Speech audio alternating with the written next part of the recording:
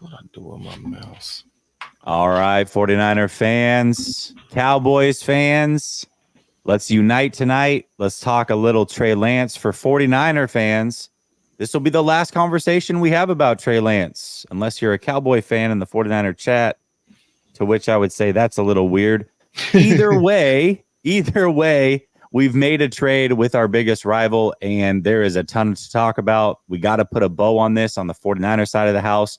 We got to set the Cowboy fans up with what they should expect from one Trey Lance, and we're going to do it all next.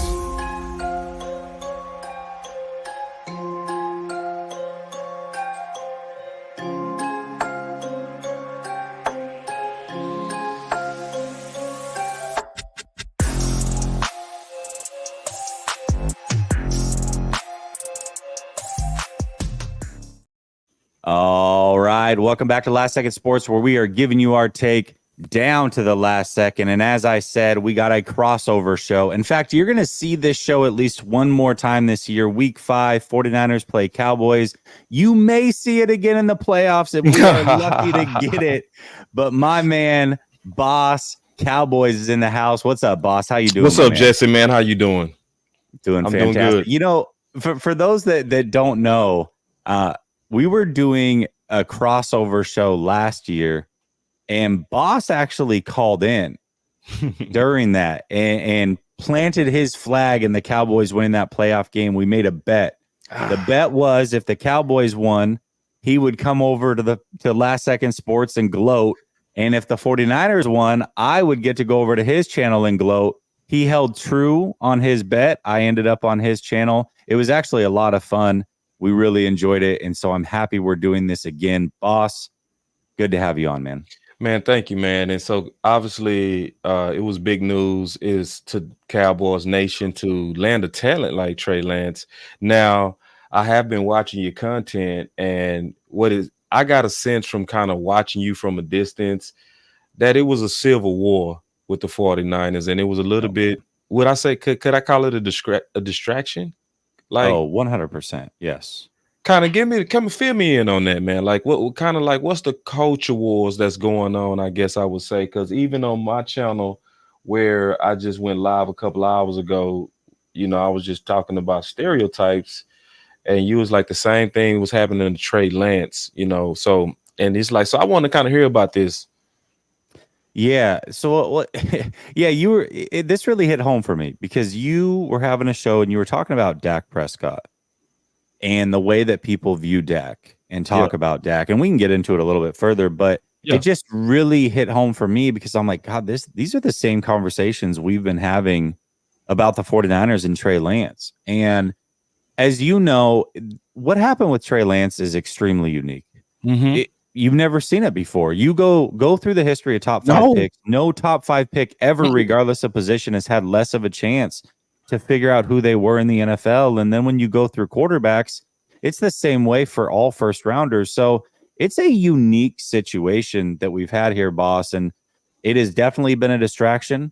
And, you know, now it's gone. So I think it'll be interesting to see what happens with the 49er fan base and how it unites. But there definitely has been kind of a dark cloud over the 49ers fan base for sure. A lot of infighting, first it was Trey Lance versus Jimmy Garoppolo. Then it was Trey Lance versus Brock Purdy. And, you know, I would be lying if I didn't think that some of this does come from a past of having a quarterback like Colin Kaepernick. And, you know, you add in everything with Trey Lance, and I think that there was just a lot of arguments to be had around that. Yeah. So still like our ugly past, he keep putting his head into all of our sports. For sure. So it's unfortunate to hear that. It's unfortunate to hear that. I could sense it though. I could sense the war between. I could sense it. Now I never dug into it because you know we got our own fights over here. But that's kind of sad to hear because what's happening with Dak though? Because we can talk about that. Yeah. If you talk about Dak, I think a lot of people in the 49er community will say, "Oh, that sounds just like what we were talking about over here." And the reason that I want to bring it up is because, you know, for Cowboy fans, you probably think this is unique to Dallas. And I think for 49er fans, you probably think it's unique to San Francisco, but the reality is you got toxicity in all fan bases, regardless of how you slice it. And I just think the situation with Dak and Trey is similar in how the fan base views them, although for very, very different reasons. Okay, so I could tell you how some of the fans view Dak Prescott, and then I would love to hear how some of your fans view Trey Lance, and let's see if we can merge it. So Let's do it. what's been always kind of weird to me is these certain stereotypes that used to just follow Dak that was never logical. Like, for instance, it was always said that Dak struggled to read a defense, Dak struggled with accuracy. It was things that was said about him that you could statistically and easily show that it was just not true, right? So if a quarterback struggles to read a defense, you're going to see it likely in his turnovers. Well, Dak has always been, in all quarterbacks that's ever played in the NFL, like a top 7 guy in terms of his turnovers to touchdown ratios, right? So it's like, so why does that persist? And then you will see the accuracy thing, to where even though he's also had a very high completion percentage, you would always hear things like he's not accurate and stuff like that. So, so that's what frustrated me even when he made his debut as a play caller Saturday, because it's like, now it should be massive apologies, because what quarterback was ever a play caller in preseason? That was pretty cool. That was pretty cool. Like, I could see if, he just did it and he bummed it, people could say, hey, it's preseason. But no, man, he was on fire. He was like really mixing it up, and he only had 2 days to prepare that plan. So it's like, so why is it still people out there questioning his mental capacity? And it just didn't line up. So what are they saying about, like, what was they saying about Trey? All the same stuff, man. It's always it's always he can't make reads. Okay, here's what's funny. I've got a video on my channel that I posted like 6-8 months ago. Mm-hmm. And it was a video basically debunking all the things that Trey can't do. Right. He can't complete the short stuff. He doesn't go through his progressions. He can't read a defense. He's not smart enough to play in the league. Like, all of these things I hear on a regular basis. And so they was saying that about Trey? All of it. Yes. So I put together a video and said, okay, well, here's 60. It was, so, he's only thrown like 100 passes in the NFL. And I was able to pull like 60 passes out of those 100 and be like, yeah, here's him doing all the things that you say he can't do or never could do. Now, consistency, listen, I'm not here to sell Trey Lance as perfect. If he was perfect, he'd be starting and we wouldn't have questions about who he eventually could be. There definitely is some growth that needs to be had. But what frustrated me with the conversation around Trey Lance, and it sounds like you guys are hearing the same things with the Dallas Cowboys, is that he can't do these things, or the portrayal that he's not smart enough or can't go through reads. And it's like, that's just simply not true. Like, you literally can watch on film, the 49ers have a stripe down their helmet. Most teams do, some don't. But the 49ers have a stripe down their helmet, which means when you're watching all 22, you can watch where he's looking. You can see him go through progressions. So to say he can't go through progressions, I mean, come on, man. Like, it's just not true. And we know it's not true. So, yeah. And because, to be honest, man, I was going to give y'all a typical award that I give San Francisco. I think y'all have one of the best cultures in terms of fairness in the NFL. Y'all one of the few teams that seem to me that actually truly disregards where guys drafted and then let the field decide who should play, right? So from the outside looking in, it looked like this was typical 49er type of politics, to where they don't play it. Right. Mm-hmm. To where he was beat out by Purdy. Most from the outside would say it made sense, especially because of how hot Purdy is and how poised he was under pressure, coming from a Mr. Irrelevant place. I could see, like, from the outside, to where he was beat out fair and square. But then on the other end, you could also make the case that when did he ever really get a chance? Right. Because I could tell you this, Dallas would never give away all of that and give up on a guy that fat. I promise you. Like, it's guys that we know that they should have gave up on, like Anthony Brown. They gave him 6 years because he was a drafted guy. So we really put stock in our draft guys, you know what I'm saying? But it's like, you guys, that was kind of extreme, because then to even trade him to us, that's like almost disrespectful. Yeah, well, okay, and here's the issue that I had. I totally understand why Brock Purdy's starting. I mean, I've been pretty clear in the offseason saying if Brock Purdy was healthy, the assumption early in the offseason, the assumption was we didn't know for sure if Brock Purdy would make it back for week 1. But I think most of the fan base, I would say probably 85% of the fan base, myself included, said if he's healthy, he should start. He has earned that. You know, it's not his fault. It's not, Trey's fault, but that's just where we're at right now. The issue that I always had with Trey Lance and I think, or the handling of Trey Lance, and I think most fans who really supported Trey Lance felt the same way, was it wasn't about going into year 3. It's about what they didn't do year 1.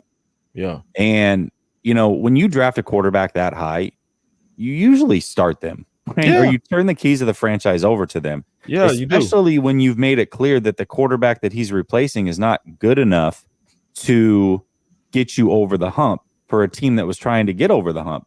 And so they kept Jimmy Garoppolo around. That was mistake number 1 as far as his development. Yeah. You go into year number 2. Obviously, he gets injured. We can argue all day as to should he have been running the football like a fullback. I argue no. Some people say, whatever, they had to do that. But that was not the issue. And then going into year 3, yes, we understand Brock, but why the hell is Sam Darnold here? And why was that? First of all, why is he competing with Sam Darnold for quarterback 2? Second of all, anybody who had 2 eyes that was at training camp, that saw the practices, that saw the preseason games, would tell you that Trey Lance was the better of the 2. Yet Sam Darnold, a week before the final preseason game, they didn't even go into preseason game number 3 with this competition. They named him the starter, or the second string quarterback. When you've poured all those assets into Trey Lance, like when you like just look at all the possibilities as to why Sam Darnold shouldn't have been the guy over Trey Lance. 1, you didn't pour those assets into Sam Darnold. 2, we know definitely a lot more about Sam Darnold, and he's not very good, more than we do Trey Lance. You have the upside in Trey Lance. Yeah. And money-wise, Sam Darnold's a free agent after this year. And if he plays significant time, you're going to have to pay him more money because it's an incentive-laden deal. So from all aspects, it doesn't make any sense to make Sam Darnold number 2 unless he was clearly better than Trey, and that was not the case. And I think that was the final straw for a lot of the 49er fans, and I think that's the final straw in Trey Lance, where he finally stood up for himself and was like, listen, I'm out. Like, this is not at all what it should be. And I think it also became very clear, and a lot of articles started coming out after the fact, that this was never a competition. It was a stacked deck. Trey Lance never had a shot, and this decision was made 5, 6, 7 months ago. As soon as Sam Darnold was brought in, he was going to be quarterback number 2, and there was nothing Trey could do about it. And I think that handling and doing that is where the issue really, really lies with 49er fans. Ooh-wee. That's bad, man. That's culturally horrible. Mm-hmm. And that's, to me, I don't even see how that don't kind of damage morale. I mean, it was the worst handling of a quarterback I've ever seen of a young quarterback. Because on the outside looking in, it does look horrible. It's horrible handling. Now, I'm going to be a devil's advocate to you. Yeah, go ahead. Because y'all do have a reputation of stacking competition across all levels and then letting it play out. 100%. But from your eyeballs, you telling me that from your eyes of looking at that competition between Sam and Lance didn't have any problems? No. I was at training camp for 5 days. I charted every throw. Trey Lance was clearly better in that short time span. You look at the preseason, Lance definitely had some downs, but his highs were much higher. And Sam Darnold's had like 12 drives in the preseason, something like that. They've scored twice. Trey Lance and his teams that he was leading, regardless of how it looked or why he looked a lot better and was scoring points. Like that's the ultimate goal is to score, I believe. Last time I checked, like you win by scoring more points. And Trey Lance was leading his team down the field and scoring to where Sam Darnold just couldn't. Like they couldn't do it. Wow, man, I'm shocked. Cause see, also real quick, let me plug you real quick. So hopefully people on my channel can see the benefit of new media, right? So I was in training camp in Dallas and doing the work to do, put my eyes on it. And then Jesse was doing the same thing with the Niners to where he's going to tell you exactly what he saw from being there, right? And so I didn't reach out ever to any San Francisco journalist, and I never will, because I really know where the quality information is going to come from. So now first I want y'all to really understand that this is the type of guy that you want to follow. Like, and I'm going to say this and I mean this. I can't stand the Niners at all. I hate it. And I'm actually happy that y'all fumbled the bag on this. But when it comes to Jesse and new media people, they're my brothers. Because see, and I mean that, and we need to stand together. And that's why we're doing this collab right now, because this is where the quality information is going to come from. You're not going to hear this type of stuff from San Francisco media. You're not. You're going to hear this from new media guys that's plugged in, like I'm plugged into the Dallas Cowboys. So I would suggest that so far we have 226 people watching. I'm going to keep pausing and saying this is a good guy to follow. We're not going to troll this whole time. I promise you that. We're going to talk football. This is how we get down. I'm just because I've been rocking with him for a little while. We don't do the trolling back and forth and the immaturity. We talking ball right now, and we getting some good background, man, and I appreciate it. Well, I want to say this too, boss. We do. We have 728 people in total watching, and a lot from the Dallas side, a lot from the 49ers side. Absolutely. I started last year doing what's called behind enemy lines. So every Wednesday on game week, I have a content creator from the opposing team come on and we discuss the upcoming game. We do it in a mature manner and we just break it down, like what we see, why we think our team should win, players to watch, that type of stuff, and really try to educate the fan base over here on what they're about to see, because I do think that there is a big segment of fans that is into all NFL. However, there's also a segment that really just follows their team very, very tightly. And so hearing about another team and what you're about to see, I think is important. And I always say it then, and I'm going to say it again here.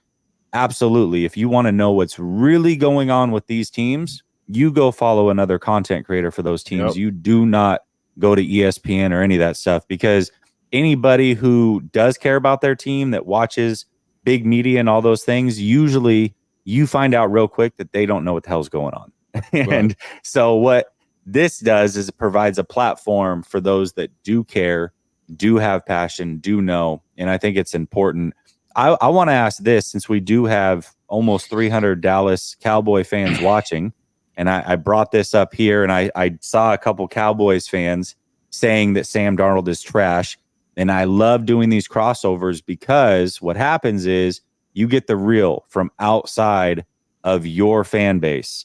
So this comment here says Coneheads, which is Grant Cohn is like the biggest content creator in 49ers side of things. So he's referring to Grant Cohn, and I do a weekly show with him. So he's referring to me as a Conehead, but he says Coneheads are spreading anti-Sam Darnold propaganda. The reality is that we've seen Sam Darnold for 55 starts. We've seen in those 55 starts, he has 68 turnovers and another 22 fumbles that were not lost.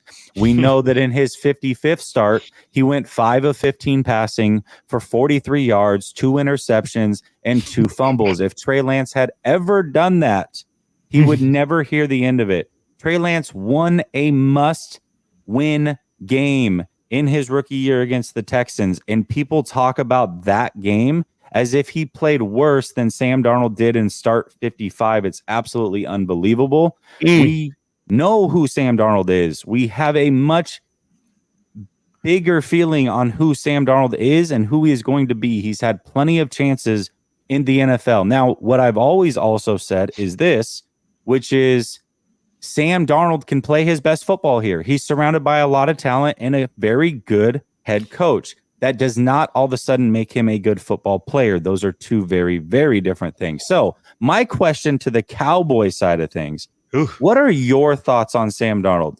Just say yes quickly. Just say yes in the chat if you think he's a good quarterback, and say no if you think he's a bad quarterback. And I'll pull these up as we are talking through the rest of this show.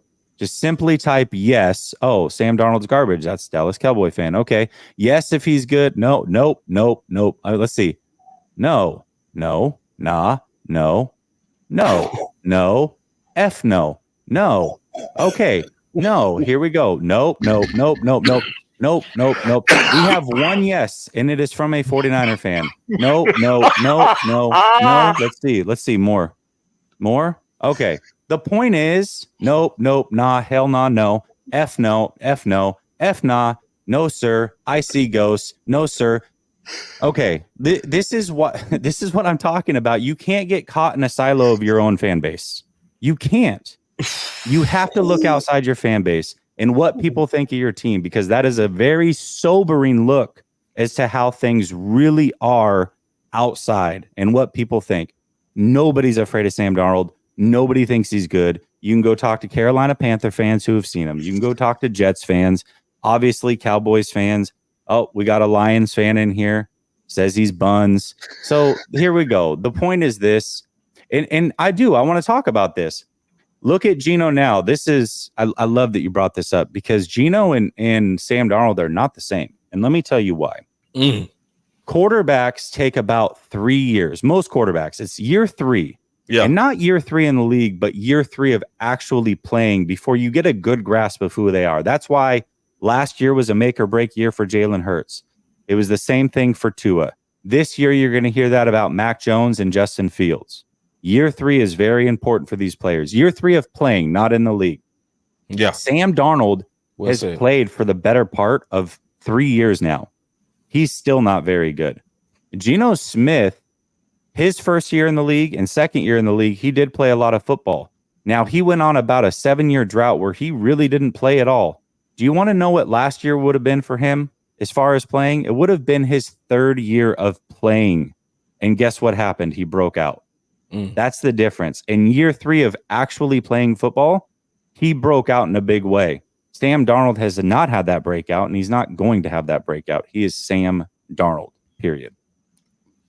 I think and see, like, that was a fantastic job of showing the evidence of outside opinions of people that seem like the San Francisco Niner gang guys are kind of sold on Sam. Like, the only reason I would feel good about Sam is because Sam is with Shanahan. They're not sold on Sam, boss. They're sold on anything but Trey. Oh, no. And I get it. I did. So, like, Kaepernick really put a hole in y'all like that? Would you say Kaepernick, or just because I'm kind of sensing some family fighting here? Like, this is like, I'm shocked to see this. I'm shocked. And I'm shocked that y'all actually thinking it's logical to push Trey out for Sam. To the fans, because it makes no sense. You don't give up that much. You don't. And you don't give up this early. Not for Sam. Boss, I've been hearing since Trey got traded, people talking themselves into Brandon Allen actually being better than Trey Lance right now. And that is not a joke. That's how far the disrespect has gone. Oh, and we have those. So I'm saying it's a kind of parallel universe. We have the same things over at Cowboy Nation, where we have people that really believed in the red rifle, and we have people that believe Cooper Rush. Wow. Right? Yeah, wow. Andy Dalton was there. That's right. Yeah, and we had a slew of Cowboy fans that was like, yeah, he's gonna beat Dak out. He's gonna show that Dak was just average. And wow. Well, and this does happen. It's not just. I definitely think that there's, racial undertone, but that is not always the case. Yeah, no. And you can look at the Raiders as a really good example. Okay. Like over in San Francisco, we've seen a lot of Jimmy Garoppolo play football, right? And we know that he's probably not that great of a football player. He's a starting level quarterback. I always said anywhere from 17 to 22. He's cool, but he's not a guy that you want to build your franchise around. The Raiders moved on from Carr, who they absolutely cannot stand, and they think they found gold in Jimmy Garoppolo. And I'm like, I don't think that he is who you think he is. It's not an upgrade at all. Different players, they both have their faults, but I don't think he's going to be the upgrade that they're hoping he's going to be. But the grass is always greener. You know what I mean? The grass is always greener. And, right now, Brock Purdy's the guy. Hopefully, Brock Purdy continues to play really good football and continues to be the guy. But the moment he starts to falter, the fan base will turn on him, and so will Kyle Shanahan. He'll easily put in Sam Darnold without hesitation if Brock Purdy isn't who he thought that he was through that 8-game stretch.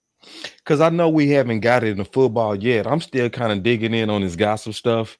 Mm-hmm. I want to try to understand something because it's something that's not jiving. I keep hearing Cowboy Nation on my side say that Cal was not into Lance. And then sometimes I hear your GM wasn't into Lance, right? It doesn't make sense to me to give up all those picks without everybody being bought in. Can you kind of give me the background of what you think is going on with that? Like, because how's that possible to give up all that you gave up and everybody went in? Well, I'll tell you how it's possible. They moved up for a pick in a position in the draft. They didn't move up for a player. You look at the way the Chiefs went after Patrick Mahomes. When they moved up, it was for Patrick Mahomes. It wasn't for a spot in the draft. And most often, that's exactly what it is. I know Carolina played their little games this offseason about, I don't know, it could be this guy or this guy. The reality was they knew who they were taking, and they were all on the same page by the time that they made that draft pick. In San Francisco, I don't believe that that's how it went at all. They moved up for a spot. They all had their thoughts on it. Kyle Shanahan is the shot caller here. He eventually said, that's who I want. He went with Trey Lance. He wanted to elevate his offense. He didn't want a guy that could simply run it. Mac Jones would have been the pick if that's the case. Fields was never a consideration because Fields would have driven Kyle Shanahan nuts. He held onto the ball too long coming out of college. You've seen it a little bit in the NFL. He's a tremendous athlete, extremely smart. He's going to probably be a good football player, but he needs a specific type of offense to fit his skill set. And Kyle Shanahan is not that guy. Kyle Shanahan was not interested in Justin Fields. And if Justin Fields would have ended up here, I believe the same thing would have happened. I really, truly do. That being said, it really did come down to Mac Jones and Trey Lance, according to Kyle, and he went with Trey Lance because he felt like he could transcend his offense. Trey Lance also did a lot of the things that Kyle Shanahan naturally liked. 39%. He played under center. He called his own audibles and protections in college. They had a verbose playbook. It wasn't a fast-paced breakneck offense where they look to the sideline at some pictures, get a play, and then run. They would huddle up. He would call a play. They would get out. He'd get under center and do all of the things that Kyle Shanahan looks for. So, yes, he was a Kyle Shanahan product. However, Kyle Shanahan also falls out of love very, very quickly. And once he does, his decision is made up. There was a recent interview with a front office guy. I forget his name. It slips me right now. But he was talking about Kyle Shanahan and why they should move on from Trey Lance. He said that in working with Kyle Shanahan, once you're in his quote-unquote doghouse, he can't even evaluate you objectively anymore. Like everything goes out the window, which to me is not a good trait. I mean, if somebody can't even prove to you over time that they can get better and you can't look at them objectively, I mean, how good of a situation can that be for a young quarterback? Obviously not very good, and that's why Trey Lance is gone. Now, Brock Purdy came in and played great right away, played a ton of college football. He fits the system tremendously, and Kyle Shanahan fell in love with him, and that's where we're at. So I guess what would you say? What do you think is going on with Dallas wanting him? I think Dallas, and I've got this brought up here. We've got a ton of super chats to get through here in a minute, but one of my guys over here, I've got your super chats pulled up as well. So I'll let you know which ones are your channel and my channel, so we can decipher. But this was a really good question. He says, "Do you feel like Jerry Jones brought in Dak to have, or I think he meant Lance, to have leverage on Dak when it comes to contract time?" So I'll ask your opinion in a second, but for me, the way that I see it is Trey Lance is the ultimate insurance package. You have a Mm-hmm. 4th-round pick put into Trey Lance, okay, Yeah. which is not a lot. I mean, if he doesn't pan out in Dallas, who cares, right? Like that's Right. nothing. Uh, But he's a lot like Dak. In fact, a lot of the ooh. comparisons Uh-oh. were to Dak Prescott as far as who he was from a temperament standpoint, Oh, what his skill set is. I would say, I wouldn't say Trey Lance has a bigger arm and he he is does. slightly faster in straight line speed. But Yep. as far as the way he plays the position is very similar to Dak Prescott. Yeah. Trey Lance is a throw first player. He Mm-hmm. he ran for a lot of yards at the FBS level and all those other things. But he was not ever that type of quarterback. If you watch him play when he breaks the pocket, he keeps his eyes downfield. He keeps his hips in a position ready to throw. He wants to throw the football first. That's how he plays. That's Yeah. how That's Dak Dak. Prescott Yeah, plays. that's Dak all day. They Mm-hmm. are exactly the same. I'm telling you, their temperament, the way Oh, they handle wow. the media, the Oh, way wow. that they are mature beyond their years, the way that they prefer to play the position, you're going to get a lot of similarities there. So one, I think Dak is a perfect mentor for Trey Lance. That's number one. Whew. Number two, Mm. Dak Prescott, from what I understand, is really under contract for only 2 more years. Mm-hmm. So what if Dak has another season where he throws 13 to 18 interceptions and doesn't look like Dak of old? You start to have those questions. What if they can't get past the first round again for whatever reason?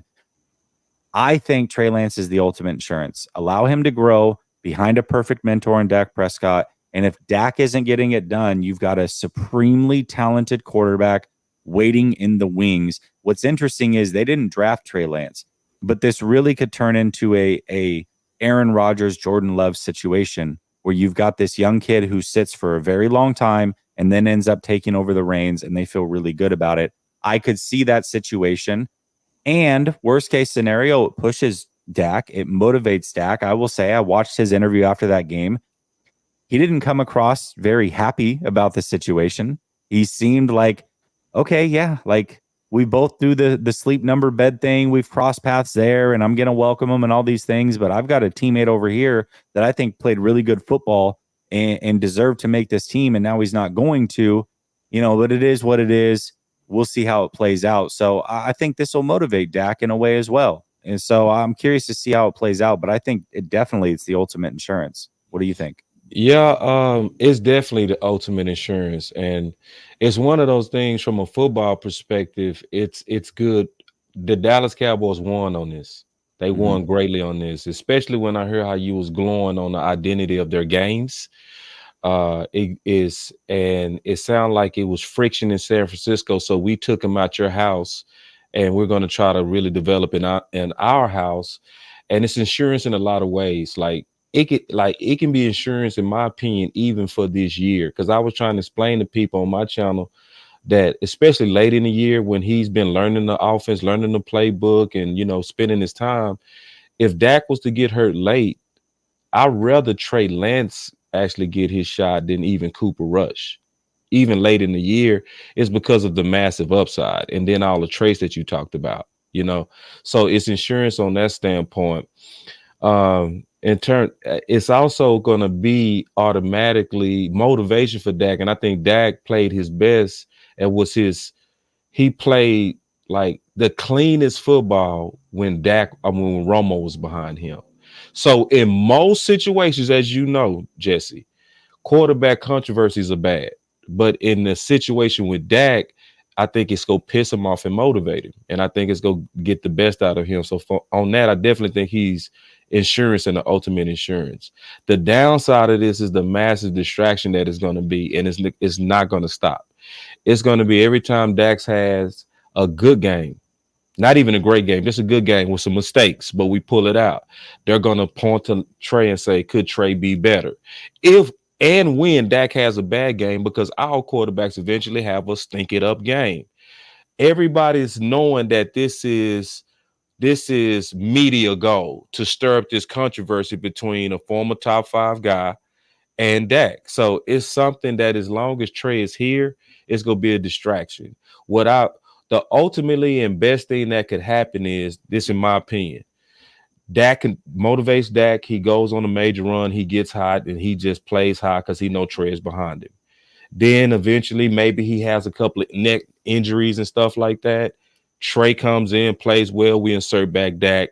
He shows his value, and then we can get a swap trade where we gave up a fourth, but we show what he can do, and then we get a second for him, or particular first, depending on how hot he plays under our offense. So it's so many ways we can win if it was about just pure football. But when you're dealing with the Dallas Cowboys, it's never just pure football. It's always a combination of leverage, negotiations, media, and football. You know, it's an interesting swap that's happening here for Trey Lance, and of course, going to a big market like Dallas, being a top 5 pick. Yeah, you're going to hear that. It is going to be a distraction at some point. Yep. I think Dak, when he talks to the media, and if Trey ever talks to the media, they'll do a good job of squashing that because they're both very savvy in that. They're both very well spoken. They know exactly what to say. And I think that'll go over well. However, this is interesting because for Trey Lance, he's been the guy that when he's played or been given the reins, people have been calling for other quarterbacks. And now finally he's going to go into a position where people want him to play football. And they're excited to see him play football, and they're clamoring for him to play football. I think that is a stark contrast to what he's been used to. And, you know, I think just psychologically that'll be good for Trey Lance. I don't know how it'll play for Dak by any means, but also I think you went through that a little bit last year. I mean, you had Rush come in and play good football for a 4 or 5 game stretch while Dak was out. And when that happened, people were like, oh, see, I mean, this is why Dak's got to be gone and Cooper Rush should be our quarterback. Yeah, that happened last year. It's going to happen no matter what in a big market. It's going to happen no matter what. It might as well happen with somebody that you believe there might be an actual future in because, you know, Rush is fine, but he's a backup quarterback in this league. Yeah, he's a backup quarterback. It's one of those things that I still rather have him because I think it's also if I stick to the football reasons, like I've seen some of the ways that y'all used him, where y'all used him like a wildcat quarterback. I saw y'all do quarterback power with Trey Lance, using his speed, getting them on the outside. I saw it, I saw quarterback power I saw a specific play where y'all ran him to the left, right on the center as a weapon. I think he could be used like that this year. Matter of fact, I hope we do that when we play y'all. I said, you know what? What's really funny? Week 5, it's going to be Trey Lance versus Sam Darnold. Ooh, oh, don't say that. Don't say that. I don't want. Yeah, because that means something happened to Dak. But I would want to see him inserted because it's nothing big. He just got like food poisoning or something. He's not able to make the game. He'll be fine for the next week. But wouldn't that be like the story? It would be, and I would take a little bit of that. Let's just go with your theory, right? Some food poisoning, right? Oh man, Dak doesn't play. Trey light it up, and then we trade him and get a first. Oh man, I would love it. I wouldn't love that. Like, cause I want Trey at least for 3 years because I feel like the Dallas Cowboys are honestly building dynasty type of talent. Like, and I mean that I'm not drunk on the Dallas Cowboys. There's no way. I put it like this: if any other team would have been 12-5 twice and had the offseason that we had, it's impossible for. And if they didn't have their star on their helmet, they would be the favorites. Just on paper, right? And this is no disrespect to your team or the Eagles or anybody else, but just looking at us on paper and what we did in this offseason, how can anybody not say that we should be the favorite for the Super Bowl, especially in the NFC? Ooh, I don't know. We're going to talk about that. Actually, just from a non-bias, I think it should be the Eagles. I think they've deserved that shot right now. I really do. And we'll talk about it. I actually have it down as a topic, so let's not get too far into it. Okay, let's get through these super chats real quick. So Richard came over from your channel and says, hey, boss, we do not care about Lance. Dak is getting to put 50 on the Giants, and the 49ers are going to get to do it as well. I got a response to that. Yeah.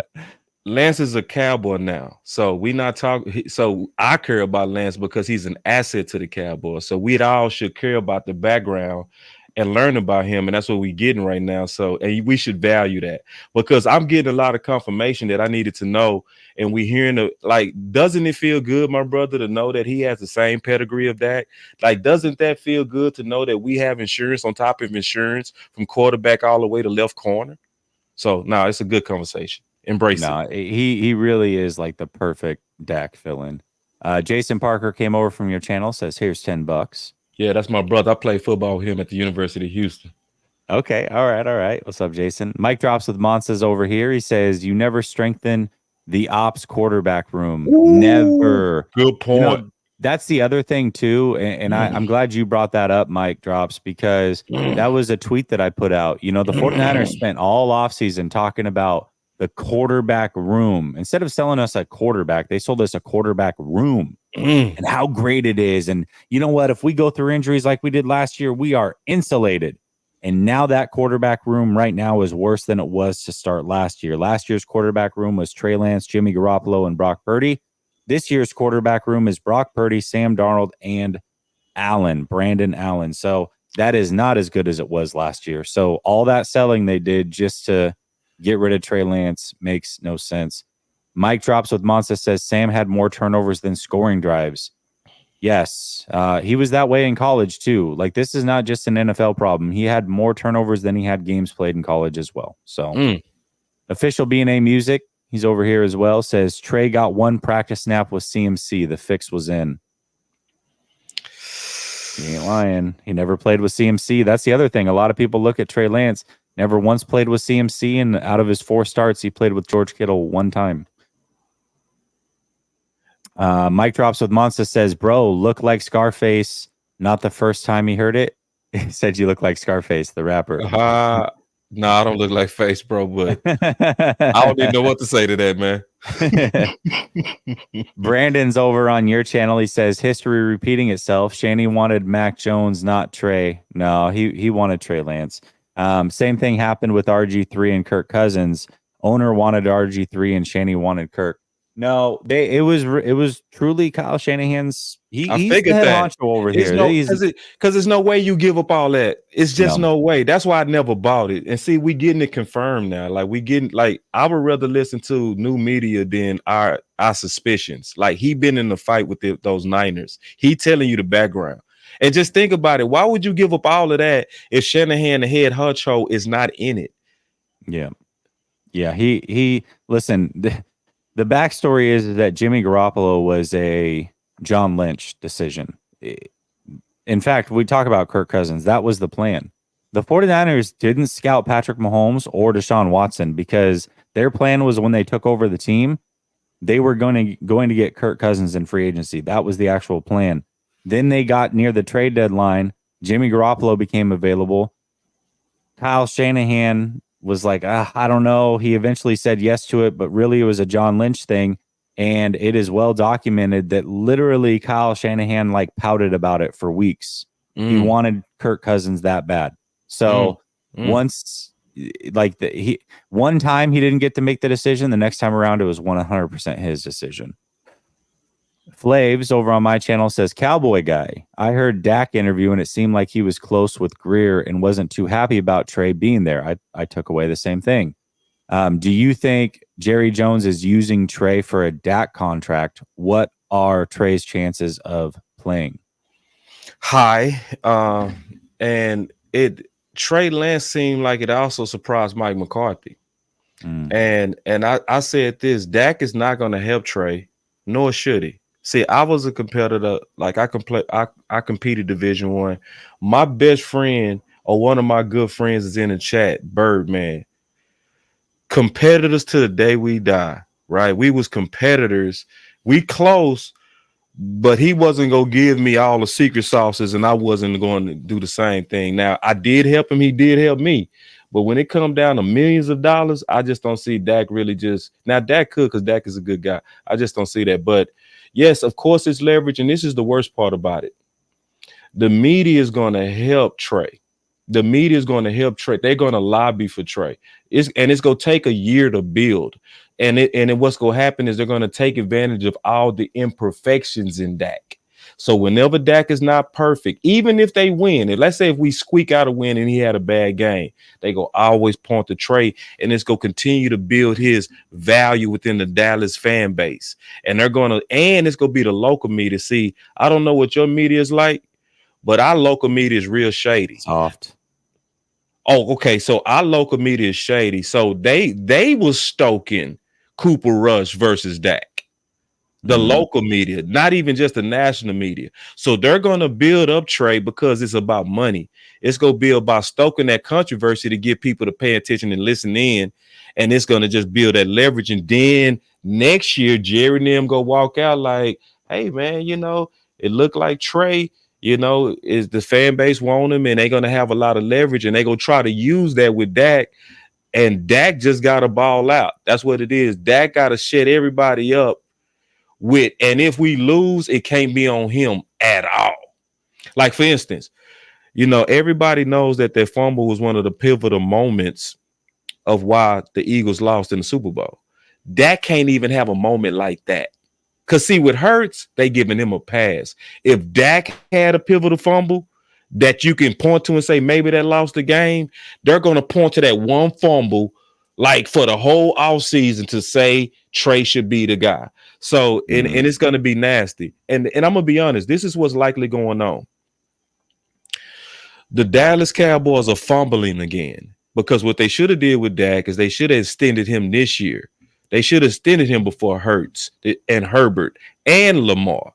But they trying to create some phony leverage, just like they tried to do with Andy Dalton, just like, like they always do with all these other quarterbacks, and they run up their own price, and then they end up having to pay Dak anyway because Dak is that guy. So it's just a goofy strategy, but mixed with good football decisions, and just hopefully they keep first things first and not make this a distraction. Interesting. I like that. That's a good answer. Brandon from your channel, Brandon Vegas, says, follow Shanahan's history. Sam Darnold is his Matt Schaub. Purdy's his Kirk Cousins. No, Sam Darnold is Steve Young. He called him that already. So we'll see. Interesting. Interesting. Sammy in a pickle over here says, a lot of Trey haters blame him for Jimmy G leaving. Jimmy G still cursing our franchise. Damn. That's dirty. Ooh, that's dirty. Jay Mariko over here says, not sold on Sam, sold on anyone but Trey. Yep. Shaking my head. That's exactly what it is. Keith Murphy, he's over here. He says, at first I felt anger for the wasted resources in trade, but now I feel relief. No quarterback controversy at all. Nobody will be calling for Sam Darnold to play. This situation will linger over the team all year. Yeah, I mean, that's one thing I did say, and I talked about this all offseason. As much as I'm a Trey Lance guy, I wanted him to be the draft pick. I've had his quarterback coaches on the channel. I had his ex-offensive coordinator at NDSU on the channel. I really did my homework when it came to Trey Lance, and I thought he was going to be the pick, and I thought he was going to play great here. I didn't know that the developmental process would go like it would. Had I known, I would say don't take him. That being said, they never fully poured all their resources into Trey Lance, and that frustrated the hell out of me. And once Brock Purdy played well this offseason, I said, if you want to do right by Brock Purdy, and he truly is your guy, then you cannot do to him the way you did Trey Lance. You really should get rid of Trey Lance because people are going to call for him to play every time Brock Purdy doesn't play well. And you just don't need that distraction. So the other side of this is, as much as I'm, frustrated with the way that Trey Lance was handled, I am happy that he's gone, not only for him, but truly for Brock Purdy, because Brock Purdy does need, he's going into his second year as well. It's not like this. A lot of people talk about him like he's a finished product and this is it. And he's going to go win a Super Bowl. He's 23 years old. He's going to fall on his face at times too. He's going to play bad football at times. That's just the way it goes. He's not always going to be undefeated.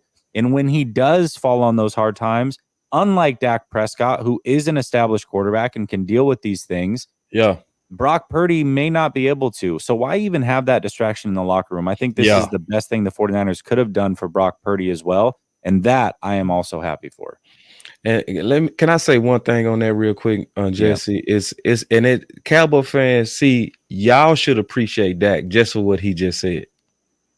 Because, see, you see how San Francisco Nation is realizing that it's less pressure on Brock, but Cowboy Nation is accepting the pressure on Dak with Lance. We only doing that because we know Dak can handle it. And we only doing that because we know that makes Dak mad and it makes Dak. But that should also make you appreciate Dak as Cowboy Nation. Like, look, other organizations are getting rid of the competition to clear the heads of their starter. We're bringing competition to put fire under Dak. And we're the team that he fully controls. So now this gives me more appreciation for that. We got 1,100 people in here watching. So if you are here at Last Second Sports, let me actually do this real quick. Let me get rid of this so we can see. All right. There we go. Boss Cowboy Sports. If you want to know about the Dallas Cowboys, we do play them week 5. Boss is going to be back here. Yeah. We're going to do this behind enemy lines the week of the game, but you can go follow him over there. If you want to keep up maybe on what Trey Lance is doing, just kind of follow his career arc. You can go check in with Boss Cowboy Sports and definitely give him some love over there. And then those of you that are over at Boss Cowboy Sports, come over to Last Second Sports if you want to know what's going on with the 49ers, because this is going to be a collision course. We are going to see each other this season, and we likely are going to see each other again in the playoffs. So here we go. I would say the same. Ernest comes over from your channel. He says, hello, boss. One man's junk is another man's treasure. How about them Cowboys? Yeah. No, it's treasure. True. He's treasure. I agree. Mike drops with Monza over here, says Lance, a smarter version of Dak with a bigger arm. I'm not going to say smarter, but let's talk about that for a second. Definitely has a bigger arm.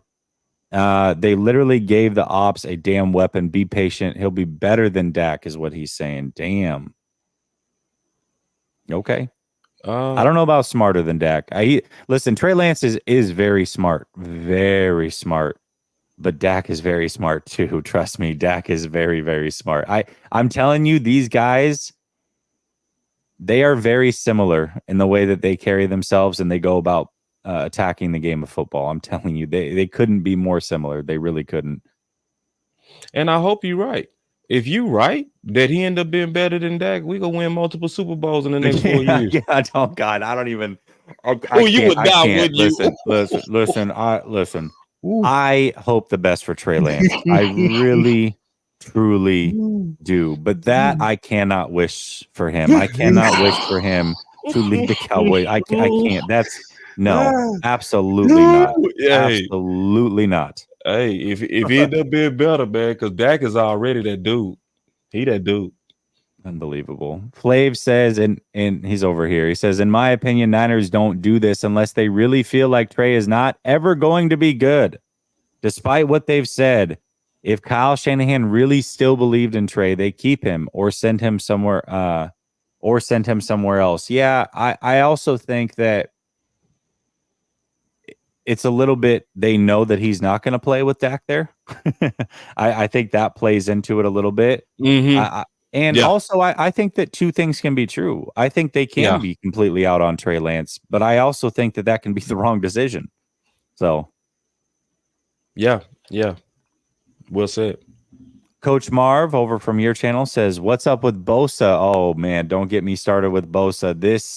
This right here, now that Trey Lance is gone, the clouds are starting to clear away, and we're starting to look through the sky and realize that we have two problems here as we head into this season. One of them is we don't even know if we have a kicker. That's number one. Number two, we don't know when Bosa is going to sign. Now, it's funny because all offseason, the way things went with these negotiations is everything was kept out of the media. And now things are starting to play out a little bit through the media. We just got word a couple of days ago that this might linger into the season, which would be worst case scenario.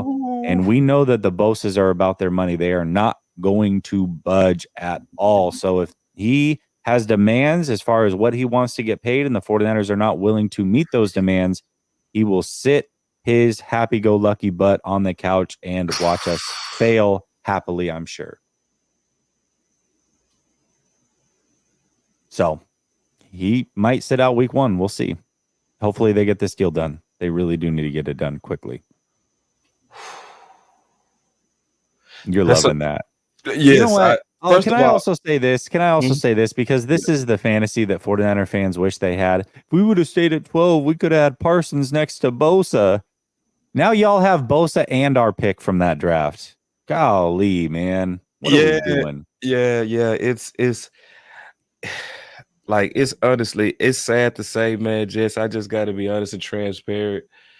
I'm starting to smile at the dysfunctions that I'm hearing from San Fran, man.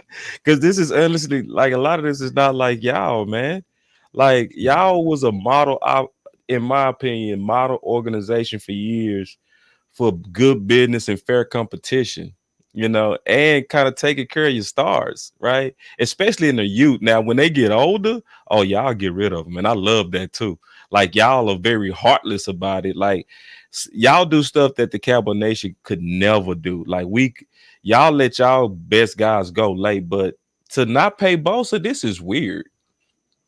I do think the deal gets done by week 1, but they've got to stop messing around. Like now we're to the point where it's time to cut the BS. Just get He the deal missed all done. the training camp, man. That's not good for you, right? It's Because it's not it's not. But I got to be real with you. If there's one person in the world that can do it, it's him. yeah, wake up out of Let's not bed and forget this. Let's not yeah. forget this. He came in as a rookie, Mhm. missed most of training camp, and rolled up and played like a 5-year vet superstar immediately. Like Bosa's that deal. He really is, and he works his butt off. The chances he's not coming in out of shape. He's coming in tremendous shape. And one thing I'll say about Bosa is if there's any knock against him, it is that he tends to kind of not decline, but just fall off a little bit as we get towards the tail end of a season. I think him missing training camp might actually benefit him, but that's only if he's Good there by point. week 1. He can't miss any games now, too. That doesn't play well. So It's kind of funny though, because as I watch y'all handle this, it's so opposite of how we handle the Zach Martin.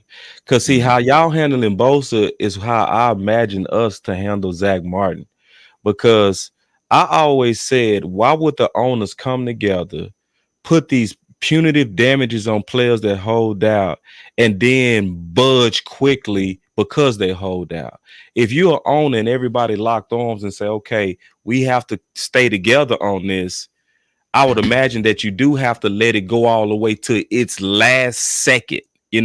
So what I used to say to the fans with Boss Cowboy Sports and talking about even Zach Martin, I said, whatever time that you feel like he would be ready to play is where you take that deadline to.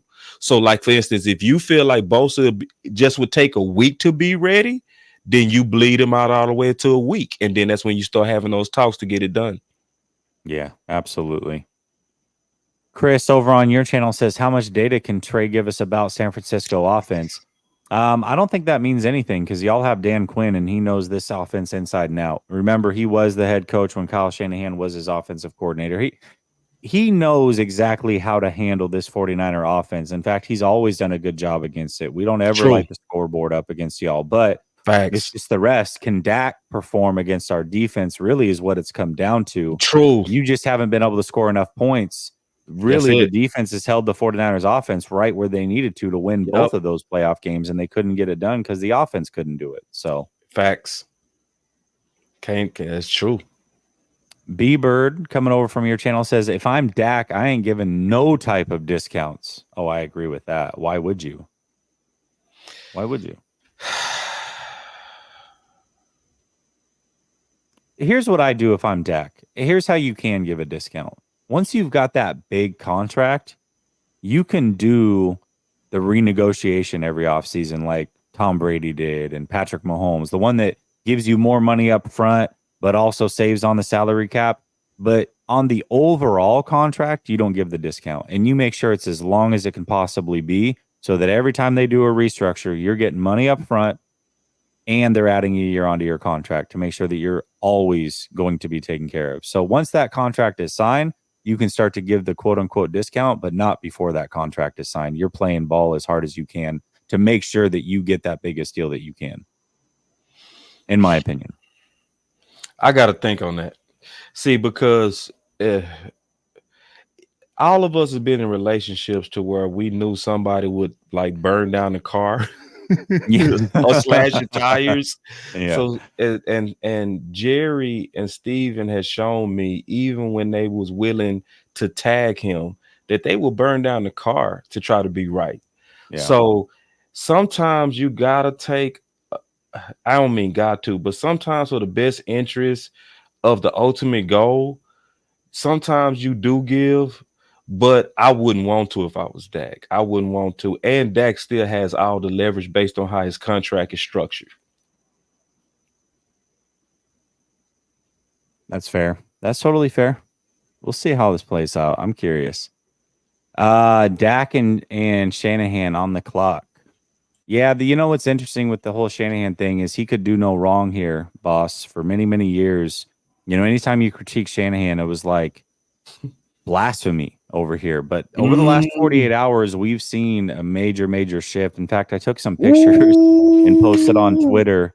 I was watching the 49ers YouTube channel during the press conferences, and the amount of tomato emojis I saw, the fire Kyle, I mean, it was overwhelming. It was absolutely crazy. There's a big chunk of this fan base that is not happy at all with the way that he handled the Trey Lance situation. And I think what frustrates people the most is the perception that he lied about the situation, that he lied about how he was going to develop him, and the perception that he lied that there was a quarterback competition. And even 24 hours before they announced Sam Darnold was quarterback number 2, he said they weren't going to announce it until after that last preseason game.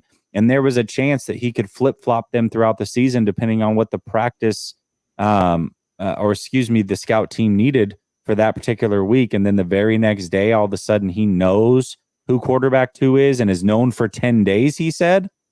I don't know, man. It was interesting. I had not interesting. Seen that. No, that's very interesting. And to say he on the clock, I like that type of fan too. See, that's a real San Francisco fan. That's somebody that's not in love with Shanahan to the point to where he can just do goofy stuff and then you just forgive him for it. That's somebody that's putting the Niners before their delusional hopes. Yeah. It's an interesting dynamic. Because I can see the pain in some of y'all. Like I see the pain in you, Jess. I really can. I can see the pain, man, because it's one of those things. It's not what you gave up. It was also how you managed this situation. And morale is a real. That's it. It's how you manage this, man. It was. I want to harp on that because to me, if Trey Lance was a bust, and we knew he was a bust, they had given him the time, and it did. You cannot be mad at an organization for swinging for the fences. That's what you want. You know how excited this fan base was when they moved up to 3, and some people wanted Mac and some Fields and some Trey, and we were debating and having all these conversations, but there was excitement. And then when the pick was made, the excitement going into that first training camp, the excitement and all the things that went along with it. If Trey Lance had started year 1 the way he should have, and we knew more about Trey Lance and it just wasn't good, all right, you know what? You tried, get rid of him, let another team try to fix him. Another team would give him a chance anyways because he was drafted that high, and other organizations are always arrogant. They always think they can fix somebody else's problem. Big reason Sam Darnold's here. And it's just the way that people think about it. So if we knew who Trey Lance was, that would be one thing. Now, there's a lot of people in this fan base that think they know who Trey Lance is. A lot of people calling him a bust. Reality is we have no idea. We have no clue. Too early. That is what irks me the most. And is that they didn't actually figure that out before they got rid of him. So now, even if it's a small chance, what if he does end up being that deal? Not only was it the worst trade in franchise history to go make that pick and then not ever see who he was before you got rid of him, that's strike number 1. But if he ends up being a starting, let's say a top 10 quarterback in this league, or Geno, or even Geno, right? So imagine that happens. Now you've made 2 awful trades around 1 player. That right there is what really shakes a lot of this fan base to the core. Mike drops with Monster says, Kyle and John work here. They aren't 49er fans. Otherwise, you don't make this trade to them. A 49er fan understands. An employee, not so much. He's talking about the rivalry. Why would you give him to the Cowboys? I think Bosa is waiting for Florida residency. Man, maybe because then he gets that tax break, I guess. I don't know. Steve M says, trade is almost as bad as Boss's shirt and background. He's a 49er guy. That's cool, bro. Listen, man, you can try to troll me all you want, but I'm looking at that picture. You look weird yourself. Richard comes over from your channel. He says, "Hey, boss, Dak price went up when they signed Trey." Yeah, I think so, man. I really think so. Oh no, boss is frozen. It's all right. Now you get to look at that background all day long. Here, let me pull this off so that we'll get him out of here and we'll bring him back in a second. Boss will be back in a second. Just bear with us. He froze up on us. He got that McDonald's Wi-Fi, I guess. We'll see. See if he's he's struggling back there. I see him. He's trying. Here, let me kick him from the studio and make him come back in. There we go. All right. That'll fix it. Let's see if I can answer these questions without Boss. Once Boss gets back in, we'll see. Smart slides and gets eliminated from the playoffs. Ooh, okay. You talking about Dak? I see you. Let's see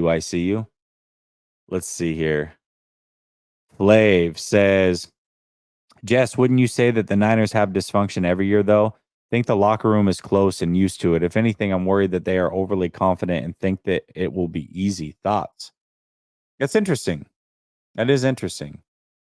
Oh, there we go. There's Boss. Let's see if we can get him back in here. What's up, Boss? All right, man. I don't know what happened. That was weird.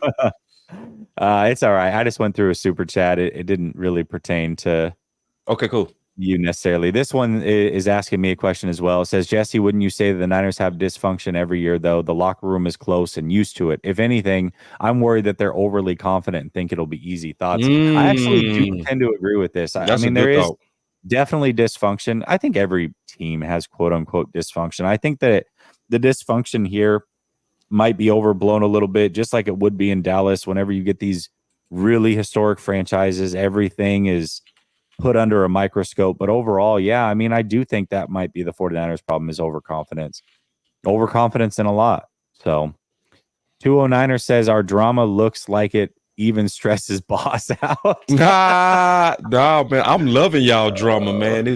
Listen, man, you know how it is. Every family has dysfunction somewhere in it. And we used to kind of looking at our own drama, but then when you kind of go to the neighbor's house and you see that they actually have similar drama, but this one is sounding like bad, it's just kind of like okay. It's not just us. All right, let's change the conversation a little bit. So just like we did with Sam Darnold, we got a resounding hell no from the Cowboys fan base. They do not think Sam Darnold's a good quarterback. We asked that question. What is the Cowboys' pulse, do you believe, on Brock Purdy? And I'll put it out there for you guys in the Cowboys chat. What are your thoughts on Brock Purdy? Is he a quarterback that worries you if you have to play him? Or do you feel like you can handle the 49ers with Brock Purdy? Like, is Brock Purdy put any fear in your fan base at all? What do you think about Brock Purdy, Boss? I think Brock Purdy is very dangerous. He has some grit about him that you have to respect. So I see some Dak in him. Like in terms of being able to go into them big moments and be poised, because most young quarterbacks wouldn't have had that type of run that he had last year. So it wasn't as long as Dak rookie's year run, but that was a quality run that he was on. And so my view of Shanahan's system seems to be that he needs a quarterback that's accurate enough and steady enough to run his system. And Purdy is that guy. Like, so if he would have been on another system, I wouldn't fear him at all. But he is almost like the perfect fit to Shanahan, in my opinion. And I watched how fast he recovered. That says a lot about him because most people never thought he would be back as fast as he is. So, like, I'm somebody that respect grit. And when I see somebody that has like dog to him, yeah, I think it'd be foolish to not respect him. Now, there's also a chance that it could catch up to him this year. Sophomore slumps are real. And it's mainly because it's gonna be a lot of attention on San Fran every offseason. Like everybody study the top opponents, and they're gonna really study him. And they got a lot of film on him now, and they gonna really take away some of those things that he was good at. So it's one of those things to where my judgment is to take him very serious and don't sleep on him, even if he came from not or being Mr. Irrelevant. He's relevant now. Your fan base disagrees with you big time. They're calling him Cooper Rush. They're calling him a system quarterback. They're saying that he's a system quarterback. He is. He's a mid quarterback in a good system with a good defense. Now we have tape on him. Yeah, I don't know. I'll say this, and this is kind of what I would say. You don't have to be scared to get your ass whooped. Is a lesson I learned when I was young. That's true. You don't have to be scared to get your ass whooped. Yeah. I don't know if Brock Purdy, if I was a fan of another team, would scare me either. He's not gonna. There's no intangible that he has, right? Physical intangible that you're like, oh gosh, what he's coming to town. Good luck. However, in this offense with Shanahan, that there is a special connection there. He really is the perfect quarterback for this system right now. And as long as CMC is healthy, that's really what should scare you. And one thing that Brock Purdy has proven is that he will get the ball in the hands of the weapons. And the 49ers weapons definitely scare people. Yeah. I think CMC should scare people. I think Kittle, I think Debo, Ayuk. And Brock Purdy is going to play that point guard. He's going to get the ball in their hands and let them make things shake. And so that's clean really too. And he's going to do it clean, and he's going to do it without putting the ball in harm's way. An abundant amount. And that's really what should scare people. So I don't know if Brock Purdy's the type that will ever be a guy who takes over games or is the real reason you win. Like if you, I'll put it this way. If you flip-flop him and Pickett and put him on the Steelers and Pickett over here, I could see a scenario where Pickett could make things shake over here in San Francisco as well. Yeah. I don't think that the Steelers are all of a sudden a great team because Brock Purdy's over there, but Brock Purdy is here. And sometimes being a system quarterback, I mean, Joe Montana, I'm not comparing him to Joe Montana by any means. I'm certainly not there. I think that's what the way people talk about Brock Purdy is way too immature. They are premature. They talk about him as a franchise quarterback. I'm not there yet, but a lot of people did dog and still do when they talk about somebody like Joe Montana. They call him a system quarterback, and without Walsh, he would have been nothing and all these things. And I mean, sometimes, man, if you're just elite in that system with the right coach at the right time, you can make things shake. So we'll see. And you can. And see, it's also it's a major disrespect for game management. I think people that disrespect game management don't understand the game. Game managers are very dangerous. People that protect the football but efficient. Like, I think a lot of people like those flashy quarterbacks that take risk and, fit those balls to the tight windows and super sexy. That's cool. But I'm saying a guy that's just clean and efficient with that type of D. See, that's what you got to do. You can't look at, in my opinion, you can't just look at Purdy by himself. You got to look at Purdy as a compliment to that whole team. And it's like, who fits that type of team? And that's what makes him dangerous. I don't get, honestly, well, I know why my channel like now, because, we fans of the Cowboys and don't respect San Fran. But honestly, if we just, in my opinion, if we take off the hat of the Dallas Cowboys, it was looking at this from the outside, I just don't see how people don't have respect for Brock Purdy. Yeah, they say, he says system quarterback. See, people, here's the other thing is, that's true. I had a 3rd round grade on Brock Purdy and had been talking about him since 2020. All right. But when he got drafted, I celebrated, talked about people, talked him up, whatever. But my opinion of Brock Purdy is that he's Mr. Right now, and he's not necessarily Mr. Right for this franchise. Like, I think with these weapons, with this system right now, everything is perfect. He is the right quarterback to lead this team. It's why he should have started over Trey Lance. He proved that.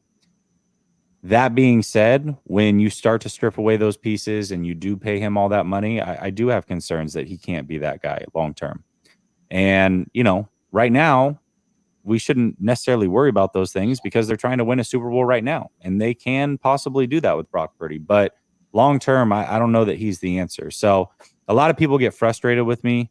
You know, a lot of these people think that, you know, 7 games is enough to crown somebody, just like 4 games is enough to call somebody a bust. And it's just simply not. I mean, we've seen runs like Case Keenum. We've seen RG3, runs. Who? RG3. RG3. We've seen runs like who was Buddy in Philadelphia that came in for Wentz?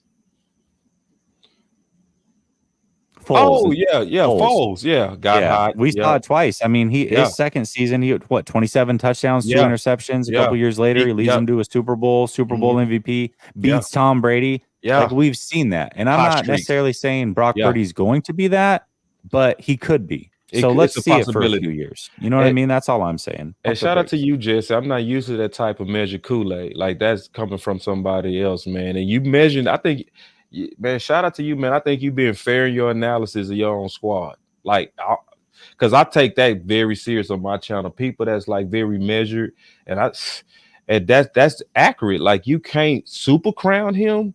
You can feel No, good about him, but you shouldn't super you should crown feel him. good about him. Yeah, Yeah. nor should you, like you said, just throw Trey Lance away after 4 games. That was both sides a little bit wild. Yeah. I mean, listen, like I said, people called Joe Montana a system quarterback. Like, I don't believe that's true. People called Tom Brady a system quarterback till he broke free and went and won a Super Bowl. It's like, it's just the way some of these players get labeled. I do believe So right true. now, Brock Purdy is a system quarterback, and that's not a bad thing for a Nope. guy who's only 23 years old. Now, he can eventually break that mold, but I wouldn't expect it his rookie year. I wouldn't expect it in year 2 necessarily. Like, it's okay to play. Ben Roethlisberger is a great example of this. Mhm. Those first few years in Pittsburgh, he Game was manager. the ultimate game manager, Yep. system quarterback. And Mhm. then what happened? All of a sudden, he broke out, started to use his arm, got receivers paid. Then you could tell he was on his own. Ben Roethlisberger went from system quarterback to elite quarterback just over a few years. Right now, saying Brock Purdy's a system quarterback, there is nothing wrong with that. If in Nothing. 2-3 years he breaks out and can carry a team, then I'll definitely say, hey, you know what? He's beyond that at this point. But right now, that's what he is, and I don't think it is derogatory. Not for a At guy all. who's 23 years old. I don't believe it is. No, it's a compliment. 209er says our drama looks yeah, got that one. Okay. Liddy C says rollout plays for other QBs, run up the middle for Trey. Yeah, that was the thing. I really thought that the way to develop Trey Lance was to use him the way that the Denver Broncos with Mike Shanahan used Jake Plummer, move the launch point, give him high-low reads, make the game easier on him. Instead, they turned him into a fullback. So what are you going to do? Keith Murphy, the unbeaten, says, so we have the best skill position in the league, and Dallas is still lacking in playmakers, and we don't know if Tony Pollard can be a bell cow. How can Boss Cowboys say that they should be the favorites? Typical Cowboy fan arrogance. Oh, I don't know if they're lacking in playmakers now. Yeah, I mean, and you know, I get it. I know that comment was gonna stir some people up, but that's genuine, man. That's honest to God. Like, come on, man. We was 12-5 twice, right?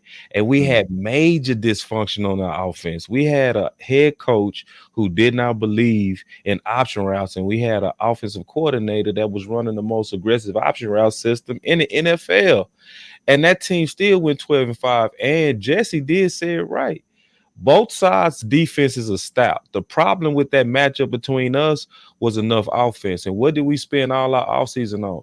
Fixing the hell out that offense. We done simplified it. We done also put playmakers in this offense. And we built on top of the team that met y'all twice. So we didn't lose a single person on defense, and we only put more on top of it when you add Gilmore, and especially when you add a weapon like Cooks and the emergence of Tolbert.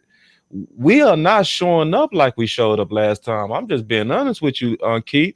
You know, and it's just what it is, man. Because see, when y'all faced us last time, our number 2 and our number 3 receiver literally had the worst separation in the league. That's not gonna happen when y'all face us this time. Everybody gonna have to cover this time. Yeah, Everybody. Cook's a dog. He's very underrated. Yeah, and we got a system that now goes after the mismatches back in the. So put it like this: we had multiple Hall of Famers not call out Dak for that game. You know who they called out? Kellen Moore.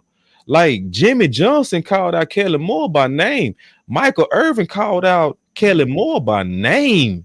Emmitt Smith called him out by name. He's gone. Now we have a seasoned play caller that's so smart that he made Dak the play caller of preseason game. So this ain't no disrespect to San Fran, but this is gonna be a new Dallas Cowboys that you go see. And I'm saying this from a measured place. I think we built better now to take us over the hump when we place you guys. Now, is it gonna be a dog fight that can go either way? I expect that. It's a rivalry. It's a real rivalry. I don't call Philly a rivalry. I only call a couple of teams rivals to us. The Niners is one. So could we lose? Yes. But if are we built to be better? Hell yes. And that's just being honest. I have two questions for you. One, I want to hit on his Tony Pollard bell cow comment. I actually, this is a question that I had for you was, do you think he can be that guy? And two, I was worried about two NFC teams getting the services of Jonathan Taylor. One was the Eagles, and it does seem like they're in on it. If they get him, I think we're all screwed. I'm just being honest. If the Eagles get Jonathan Taylor, I don't think anybody's beating them. But I think Dallas would be a good fit for him as well. And you guys have the cap space in this moment to make it happen. What are your thoughts on Jonathan Taylor? Do you think the Cowboys should pursue him or should have pursued him? And do you think Tony Pollard can be a bell cow? And also, you know about the whole running back room. Sometimes there's players on the come up that we don't know about over here. I'll give you one on San Francisco side.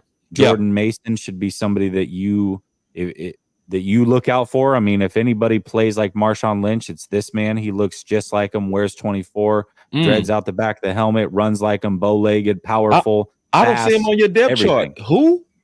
JP Mason. JP Mason. I'm going to look him up. Okay. I appreciate Mason. that. Yeah. In your backfield, outside of Tony Pollard, who else is there? And do you think Pollard can be that bell cow?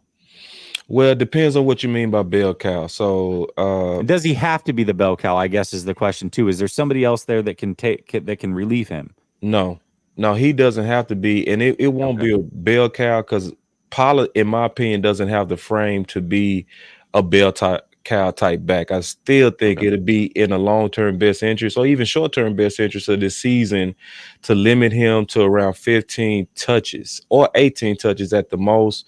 It should be a complementary style of football in our backfield. And we dangerous. We very dangerous. There's a couple of things I'm concerned about, to be all the way honest, and that's us being able to, have blitz pickup. Because they've been bragging that Rico could do it, but I never really saw it myself under a lot of evidence. We could definitely trust Zeke to do that, but I don't know about Rico, but I've been hearing that it is good.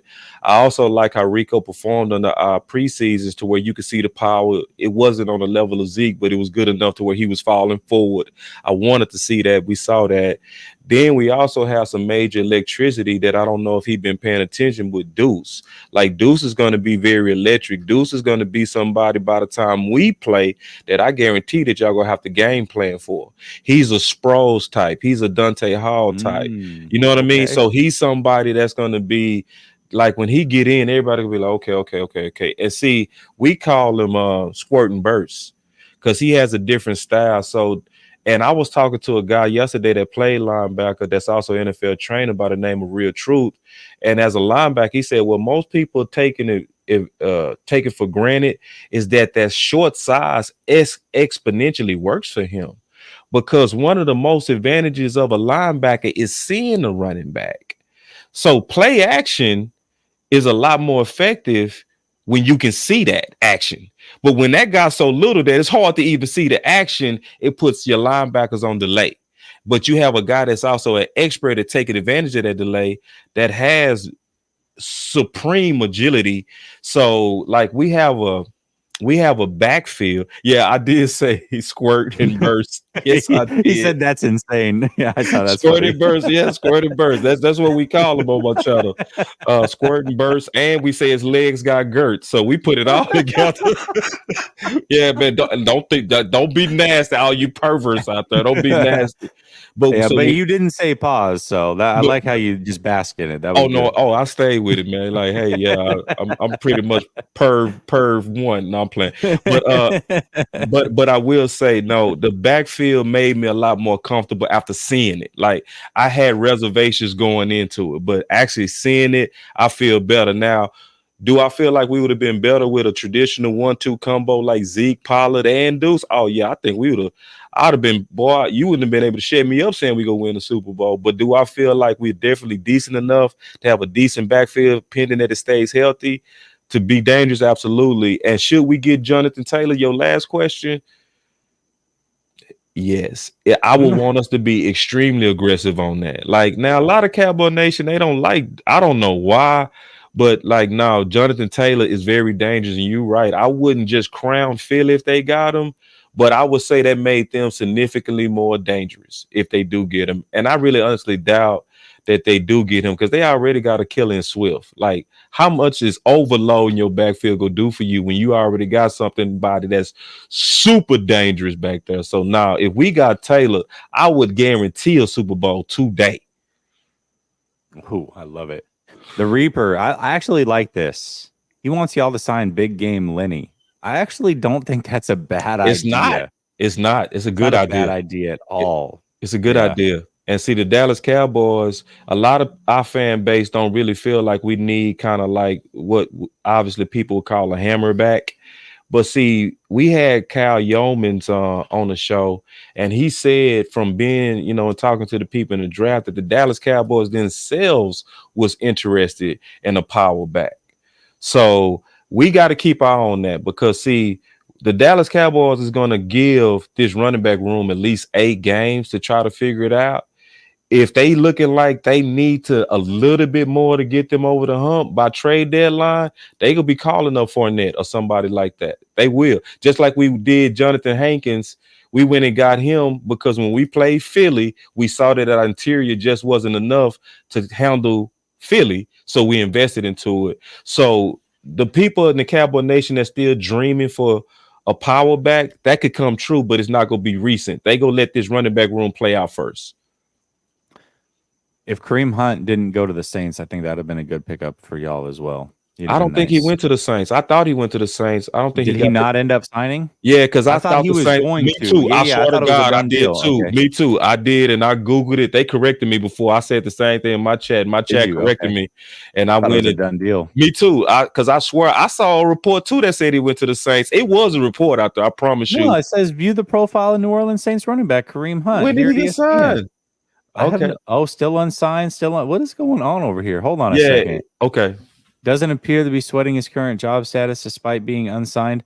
So the 22nd it says he's unsigned, but then it's got ESPN that says view the profile of ESPN's confused. Right, exactly. I said the same thing, and I'm being honest, Jesse, because I swear I saw the same things you saw. So I was saying, yeah, no, he's unsigned. It looks like he's unsigned. I would say though he would also be an option too, but I think it's a great option. He'll be a great option, but I think it'd also be in our best interest to give our running back a room to play it out. Like at least give him about 5-6 games. See how I think Leonard Fournette, if you guys did bring him in, it'd be best for him to let him sit 5-6 games as well. The way that he plays football, it'd probably be best to let him, bring him in late, mid-season type of thing. Let him kind of finish out the season and get going. I think that'd be perfect. So that's a good thought because that's what Philly did when they won a Super Bowl with Ajayi. They picked him up like a power back at the trade deadline, but he had juice left at the end of the season and was a perimeter guy. I mean, not a perimeter guy, main guy that carried them when Wentz went down.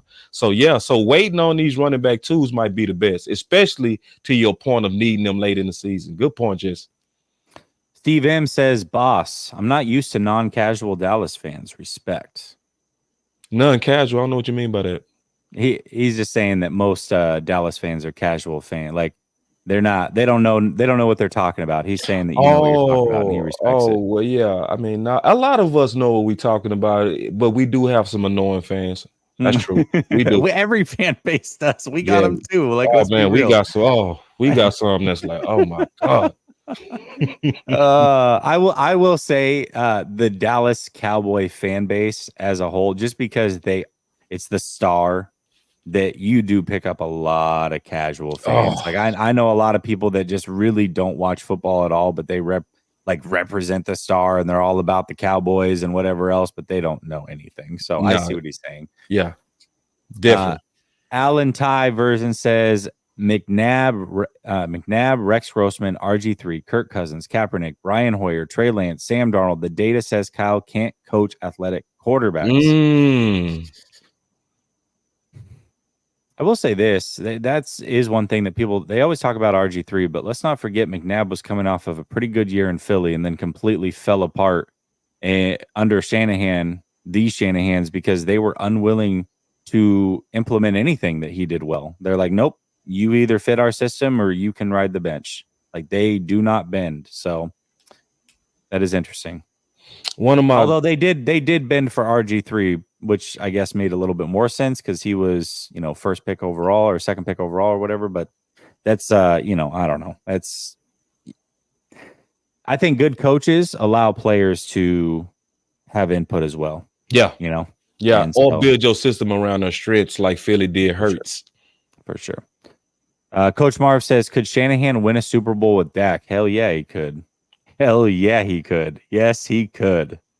Yeah, if Dak was over here, we'd have won a Super Bowl by now. We'd have won a Super Bowl. That's sad when San Francisco fans show more respect than. I mean, it's just sad. I think, Dak would he would kill it over there. Kill it. Yeah, he would kill it. Now that he's established, not if he was a rookie and came in, I wouldn't trust Shanahan. But when you've got a quarterback who's established already, and then comes into this system, I think that is the difference maker. Now that Dak is established, I think he would be perfect with this team, and that's just being honest. Yes, we'd have a Super Bowl if Dak was here. Sammy and Pickle says Darnold is more likely to star in The Sixth Sense than be Steve Young. Can we please stop? Listen, Shanahan's the one that called him Steve Young. I'm just saying. Jason says Ayuk cooks Diggs on the regular. Talk your shit, Jason. Forgive me for cursing, man. Forgive me for cursing. But hey, Dave Barclay says, Jesse, what's up? How long you been on this time? How much more do I have? I guess is the question. Are Cowboys fans excited about Trey? I love the kid, but they are the one team I can't watch to support him. Oh, it's fair. I mean, that's fair. I'd say Seahawks are another team I couldn't do it with. But yeah, I mean, I would say the overall sentiment is, it seems like y'all are excited to have Trey Lance, right? We're excited. 4th round pick. We're excited. We are very excited. Like, I hardly know anybody that don't like it. It's a good pick. It's good, man. Not? Like, what's the risk? What's the risk? Yeah, no. we should win on this in a lot of ways. Like, for instance, like even next year, the main thing that the Dallas Cowboys should do is put Trey Lance out there, sometimes even with the ones, and just show him out and just build his value. We should be able to get some kind of trade value at worst out of him. Like, it's no lose. It's a no lose situation for Dallas. Except the distractions with the media and leverage on contracts and drama. But if it was about purely football, this is just a great thing for Dallas. I'll say this for Trey Lance too. It's not like there was nowhere he was going to get traded to where he was going to start, not this late. So for him, going to the Cowboys is also the best thing possibly for his career, because that team stays relevant and they will keep him relevant in the media. Meaning, yes, if he plays good or is practicing good, everybody's going to know about it. Ooh. And that's exactly what he needs to keep his career alive, as he's not playing on the actual football field. He needs that chatter to come out loud so that when he is available for free agency, assuming he doesn't play a lot of games, because Dak does stay that guy, which I assume he will. Yeah. In a year or two, when he's ready to be traded or hit that open market, playing for Dallas or being a Dallas Cowboy is going to be the best thing for the Trey Lance business. So I think this is a great fit for him as well in that sense. Dave Barclay comes back, says, "Oh yeah, fire Kyle." Ooh. Telling you, man. Telling you. I'm shocked. Ooh, I'm shocked. this is interesting. This is very Manny interesting. Sanchez says, I think Brock is the real deal. He makes the quarterback position look easy, but then again, we have a lot of talent on the offensive side. Yeah, Manny. I mean, you said exactly what Kyle Shanahan said. He said he's the real deal. So we'll find out over time. We'll see. Hope he is. Because if he's not, then we're really in quarterback purgatory. Keith Murphy, the unbeaten, says, I saw William Snead compared Brock to Drew Brees. What do you think? Yeah, I mean, I think that comparison's fair from an athletic profile standpoint. The accuracy of Drew Brees was unworldly. That was the separation. His accuracy is second to none in football history. So, to have the expectation that Brock could be like the most accurate quarterback of all time, I think is a bit much right now. Yeah, too early. Too early for that. But as far as what he brings to the game physically, I think there's a lot of similarities. Yeah. And much like Breeze, who was, quote unquote, undersized and very successful, I think Brock Purdy, despite his size, can be successful as well. So I think those are two, very different things. But overall, I think Brock can be fine. Dave Barclay says, Manny Sanchez, do you think Brock would be this topic of discussion on the Panthers or somewhere similar? Our roster is elite. It's crazy. But can we keep it, pay Bosa, and we can't pay anyone else? So he's calling Purdy a system quarterback, basically. Yeah, which is okay. Which is okay. Right, yeah, I mean, you got a good system, so and he fits. Oh, this is a good question. Keith says, so boss, would you take the 49ers weapons or the Cowboys weapons? Cowboys. Ooh. Without blinking. Like, I mean it. I love it. I love it. Oh, I love it. Not even talking, like, I'm not even talking noise. That's easy. Like, yes. I love it. Oh, like, boy. Yeah, I'm not even talking crap on that. I'm taking all. The only person I might consider switching is your tight end. Oh, man. You can keep all of that over there. I'm taking Tony Pollard over CMC. Whoa, God. Don't do it. Don't do it, boss. Don't do it. Boss, don't do it. If you put Tony Pollard with Shanahan, Tony Pollard, Tony Pollard to go crazy. Like Tony Pollard is faster than CMC. He just as electric. He run. I don't think he run routes like CMC. CMC is a better route runner. Like CMC, oh man, like in space, he the man. But behind the backfield, just watch Tony Pollard this year. Yeah, I didn't blink when I said it too. Debo or CeeDee Lamb, I'm going CeeDee Lamb all day. Ooh. All day. Y'all watch out for CeeDee Lamb this year, boy. CeeDee Lamb go, CeeDee Lamb go do over 1,500 this year. I don't know if I would necessarily argue that just because CeeDee's a pure receiver. If CMC wasn't on this team, I'd say Debo. But I think CMC does a lot of what Debo does and does it a little bit better, which is unfortunate. But okay. I'm taking your offensive line. I'm taking your quarterback. I'm taking your quarterback, obviously. I got to take the Niners weapons. I mean, here's the separator. Keep going line by line, though. You was doing good. Go line by line. You was doing good. I'm taking the 49ers weapons. Like when I take pass catchers, running back, all in, I'm taking You taking Ayuk over Brandon Cook. Here's the deal.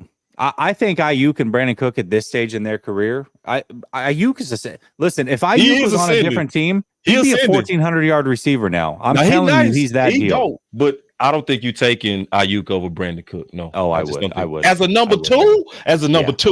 Yeah, I would. I'd take CeeDee Lamb over Debo. Okay. I take Ayuk over Cook. I would take. Your tight end. Definitely taking CMC and Kittle over anything over there. Yeah, no question. No question about it. Tony Pollard gonna show you something this year. Watch. I think Tony Pollard's really good. Don't get it twisted. They the same type of back too. They the same type. They are. But CMC is. I mean, he's been in 1,000 guy in this league. Like, and one thing that I know with CMC is he. Everybody wants to talk Brock Purdy, but he's the catalyst of this offense. As soon as he got over here, everything changed. We went on a winning streak. Yeah. In fact, Jimmy G had the best 4-game stretch of his career with CMC here. There's a reason for that. Now, good point. Now, I'm glad you brought this up because this brings me into X's and O's. Do you still got some super chats? Because I want to get into the X's and O's. How many we got? Yeah, we can hold off on the super chats. Let's go. Let's talk about it. All right. So y'all keep putting them super chats in because you can see we getting to them. We're not leaving in them out. No. The thing that made that to me, this is what really intrigues me about San Fran.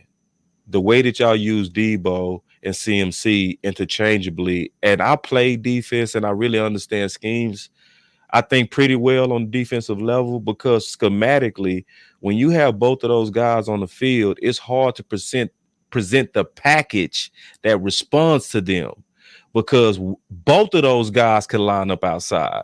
So you don't know whether you need a nickel or do you need a linebacker to respond to the run game when both of those guys are on the field.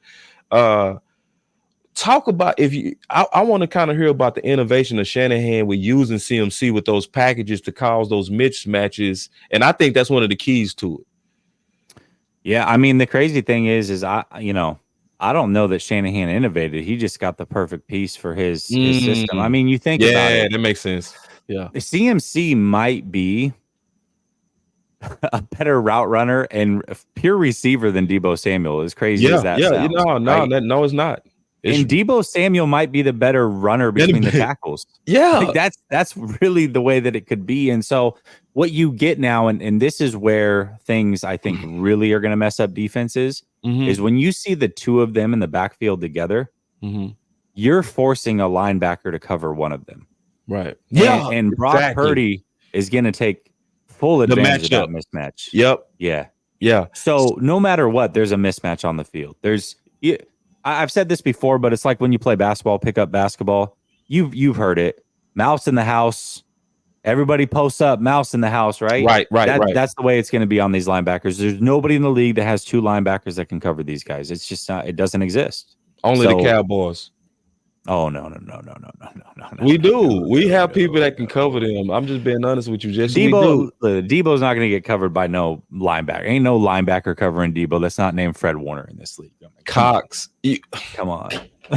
We got the matchups for them. I promise you we do. Because we use our safeties interchangeable as linebackers. That cover well, that's what I was going to say. If you have a safety that you feel comfortable with coming down, then that might be a different story, which I know you guys do. I know that you do. I think that's what makes Seattle interesting as well. They've got the safety room to possibly make it happen. Yeah. But still then, I mean, I think most teams will take their number one wide receiver on a safety. Like that's on paper, that's a winning matchup right now. That doesn't mean that you're going to win every time, but if you can get your number one wide receiver coming out of the backfield with a safety covering him, that's also a win. You know what I mean? So just from a matchup standpoint, that's a win. Yeah, true. But you really think about it, teams have to have between the safety room and the linebacker room 3 legit coverage guys, because it's not just those two. We haven't even talked about George Kittle yet. Yeah. No, that's true. That's 3 elite players that have to be covered by non-corners a lot of the time, and that's the most genius proposition, and that's the most genius thing that y'all do. And I've been looking at y'all. It's only one player to me on our entire squad that could maybe help us duplicate that. We have a guy named Drummond. He reminds me of Debo in terms of his build. He's a bigger frame wide receiver, but yet shifty, But that's something that I think a lot of teams are going to start to explore, because how could you be somebody on the outside, watch how y'all abuse that matchup week in and week out and not find a way to copy it? I think that's the most genius thing y'all got going on, CMC with Debo. And that's, even though I feel like we do have more talent, that's what make y'all dangerous, because y'all a good matchup team and y'all will take advantage of matchups despite even another team having more talent. Y'all still can score. Yeah. And that's just it. I mean, we score in the craziest ways. Every single player on this team, when they get the ball in their hands, they are a threat to take it from the line of scrimmage 80 yards. Yeah. And that is unique to the San Francisco 49ers. Except when y'all play Dallas. That's the only time that's Oh, I can't wait till week 5, boss. Oh, I cannot wait for week 5. I'm not lying though. Oh, I can't wait. Oh, I love it. I love this. I love this. We go back to those super chats, man. All right, let's get to it. Jesse Wade says, Jesse, did you watch the Lynch interview with Ryan Clark? I did not. Man, I would love to have Ryan a part of our staff. Also, John is a heck of a man leader, quest for 6. Yeah, I mean, John Lynch is separate of how he's handled certain situations. I mean, he is all those things that you said. So I agree. I like John Lynch. I'm definitely going to check out that interview though. And I wonder when that interview was, because those fellas from that podcast were at training camp when I was there. So I wonder if it's an old interview or if it's recent or what, or if it was recorded a month ago and just got released. But Dave Barclay says, hey, Jesse, good to see you grow in the last 2 years. Dave, thank you so much. It's due to people like yourself and everybody else that has come in strong in this chat. Without y'all, this channel doesn't exist. So I thank you for the growth. Coach Marv says, is McCaffrey an injury history concern? This is coming from your channel. Question. Yeah. Good question. Ooh. All right. So I am not concerned about his injury history. I think he's had 2 seasons that were rather unlucky, but he's been pretty durable for the most part. However, I am worried about him getting injured because Kyle Shanahan doesn't take his foot off the gas sometimes when he needs to. There were times last year where the 49ers were clearly going to win a game. It's late in the game, and he's got McCaffrey running between the tackles. And I'm saying to myself, you've got capable backs that can run out this clock right now. Why is McCaffrey still in this game? He doesn't need 30 touches this game. Keep him at 23. There's nothing wrong with that. So from that standpoint, I'm worried that the overusage becomes an issue if Shanahan doesn't allow other players like an Elijah Mitchell, JP Mason we talked about, Ty Davis Price. We've got other players that can run the rock. So hopefully he trusts them to do so, especially in late game situations when a game is out of control in the Niners' favor. So that is the only reason I'd be worried about injury history. Yeah. Mick comes Coach. In. It is a great question. Great question. Mick says, this is a great show. Thank you, guys. Mick, I appreciate you. Thank you. Yeah, man. Flav says, 100% boss. Elite game managers are undervalued. True. It is. Yeah. They are. I agree. I do agree with that. Ryan. What's up, Ryan? That's my guy, Ryan. He says, boss, Trey just needs playing time and he will be good. Congrats. Y'all got a good one. Wow. Man, yeah. And just as a side note, I don't know why I don't have toxic relationships with. I have a few with some San Fran people, but most of the San Fran people like him, they just cool. They just talk good football like Jesse. Like y'all saw me go to war with Philly. I'm totally different. I'm like, I'm totally different. But when I'm talking to people that's talking football, it's just better. I like this. I like when we really go back and forth. Yeah, me too. With those Philly fans, man, they're still, I'll post videos and I still get 1 or 2 of them coming in the comments like, we whooped your ass last year. Oh, give it a rest, would you? I own Philly. They something else, man. I'm little brother complex, real bad. All right, Steve M. Oh, I don't agree with this comment already, but I'll let you address it, boss, because he's talking about your team. He says, you're 0-2 against us. You got worse at O-line, wide receiver, running back, and coaching. Let's take this step by step. Has your O-line gotten worse? It's better. I agree. Has your wide receiver room gotten worse? It's way better. Well, I agree. Running back, I think to be determined. TBD determined. Yeah, TBD is what I was trying to get at. Yes, I agree. Coaching, what do you think here? Way up. I think Kellen Moore's addition by subtraction. Yes. Well said. Agree, Jesse. Mm-hmm.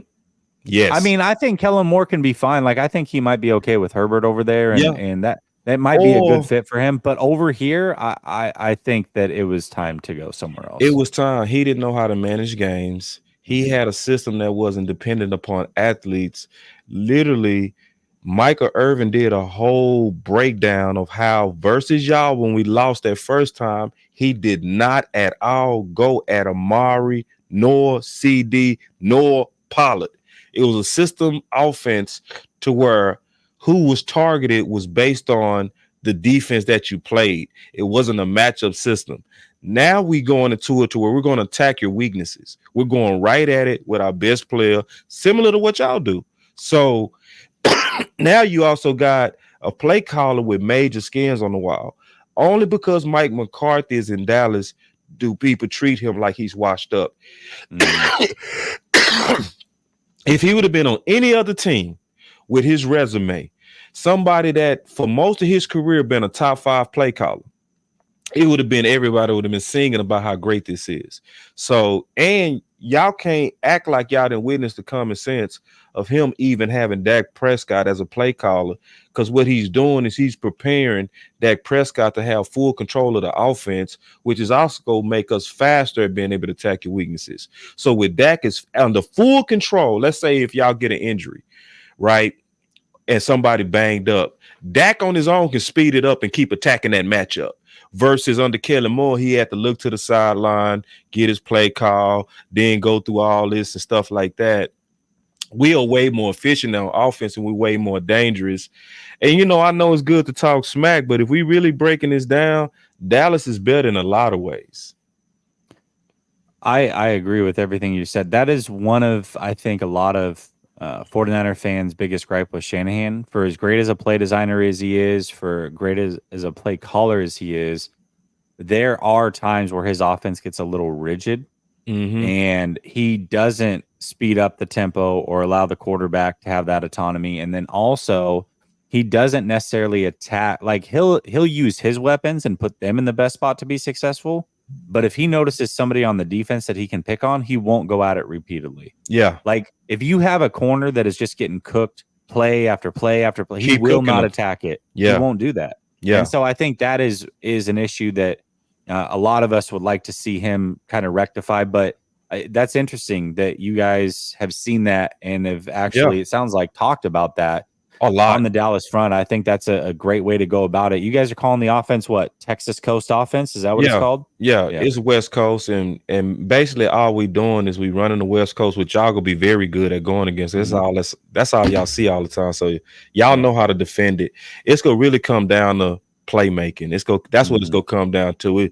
Neither side gonna surprise each other. It's gonna come down to who make the most plays, and I just really feel like we put ourselves in a position to make more plays. Then he said pick six Scott, talking about Dak Prescott leading the league in interception in 12 games. Yeah, I'm being honest with you, bro. This is not no excuse for Dak. I'm a channel that researched this very aggressively.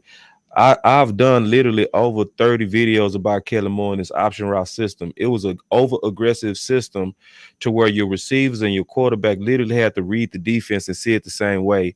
And Dak had to throw the ball with anticipation, trusting that their weapon was going to be where he's supposed to be. That led to 4 interceptions. And then when you add to that the tips that where he had the ball fully on the money, what we really looking at with Dak was a normal Dak year, which was like 6 interceptions. So we corrected that offense, which is going to correct those errors. So you go see Dak Prescott restored. But you go also see, and I'm telling you what you go see, this offense is so simple. It's like going from trigonometry, which is what Dak was playing under, to now he's under pre-algebra. So he now sees the field so easy. That's why he was able to be the play caller, because it's easy to him. So now you got Dak going into year 8, a composed quarterback that doesn't see all defense in a simpler system and a system that attack playmakers. I'm being honest, man. Bet on Dak for MVP this year. Oh man, No. I'm actually not going to refute anything you said. I just got really excited for Trey Lance as well, because that's exactly what he needs, man. That's exactly what he needs, is an offense like that. And everything you were saying about Kellen Moore, I like covered my mouth because it sounded like you're talking about Kyle Shanahan. Whoa. It's like he really does cuff his quarterbacks, and to a point to where one thing I said about Brock Purdy this offseason, and I heard Brock Purdy say this, he said, one thing I need to do a better job of is just playing within the system and trusting what Kyle Kyle's putting me in a position to win. And I said, that sounds great on the surface. You love to hear that. But the reality of the situation is what made Brock Purdy so good last year is it was his ability to play off the script. And if that gets handcuffed, I think you're taking away the best thing about Brock Purdy. And I don't want to see that. I hope to God that Kyle Shanahan does not handcuff him. Jimmy Garoppolo felt handcuffed in this offense. I think that's why there was a lot of frustration with Kyle Shanahan and Trey Lance is, he said he wanted somebody that can transcend his offense, but I don't think he really wants that. It's one thing to say it. It's something completely different to actually put it into motion. And I don't think he's looking for that. I think he's looking for somebody that can take his offense and run it to the best of its ability because he believes arrogantly, and I'm not saying that in a bad way because I think you need some arrogance if you're going to be great in this league, but I think he believes arrogantly that he has the best scheme in the league, and if it's ran to perfection, that is always going to win. So we'll see. We're going to see. Because I love that we're having this conversation because this is showing what's going around the league. Michael Irvin said the exact same thing when he was complaining about Kellen Moore. He said what's going around the league is we have systems trying to be systems versus playmakers. We went back to a playmaker system. Y'all are still stuck in that my brain is the key, not the players. So what we doing now is Mike McCarthy is empowering the players. And he don't mind. He's sitting back like Dak. It's going to be better for you to run the offense even than me.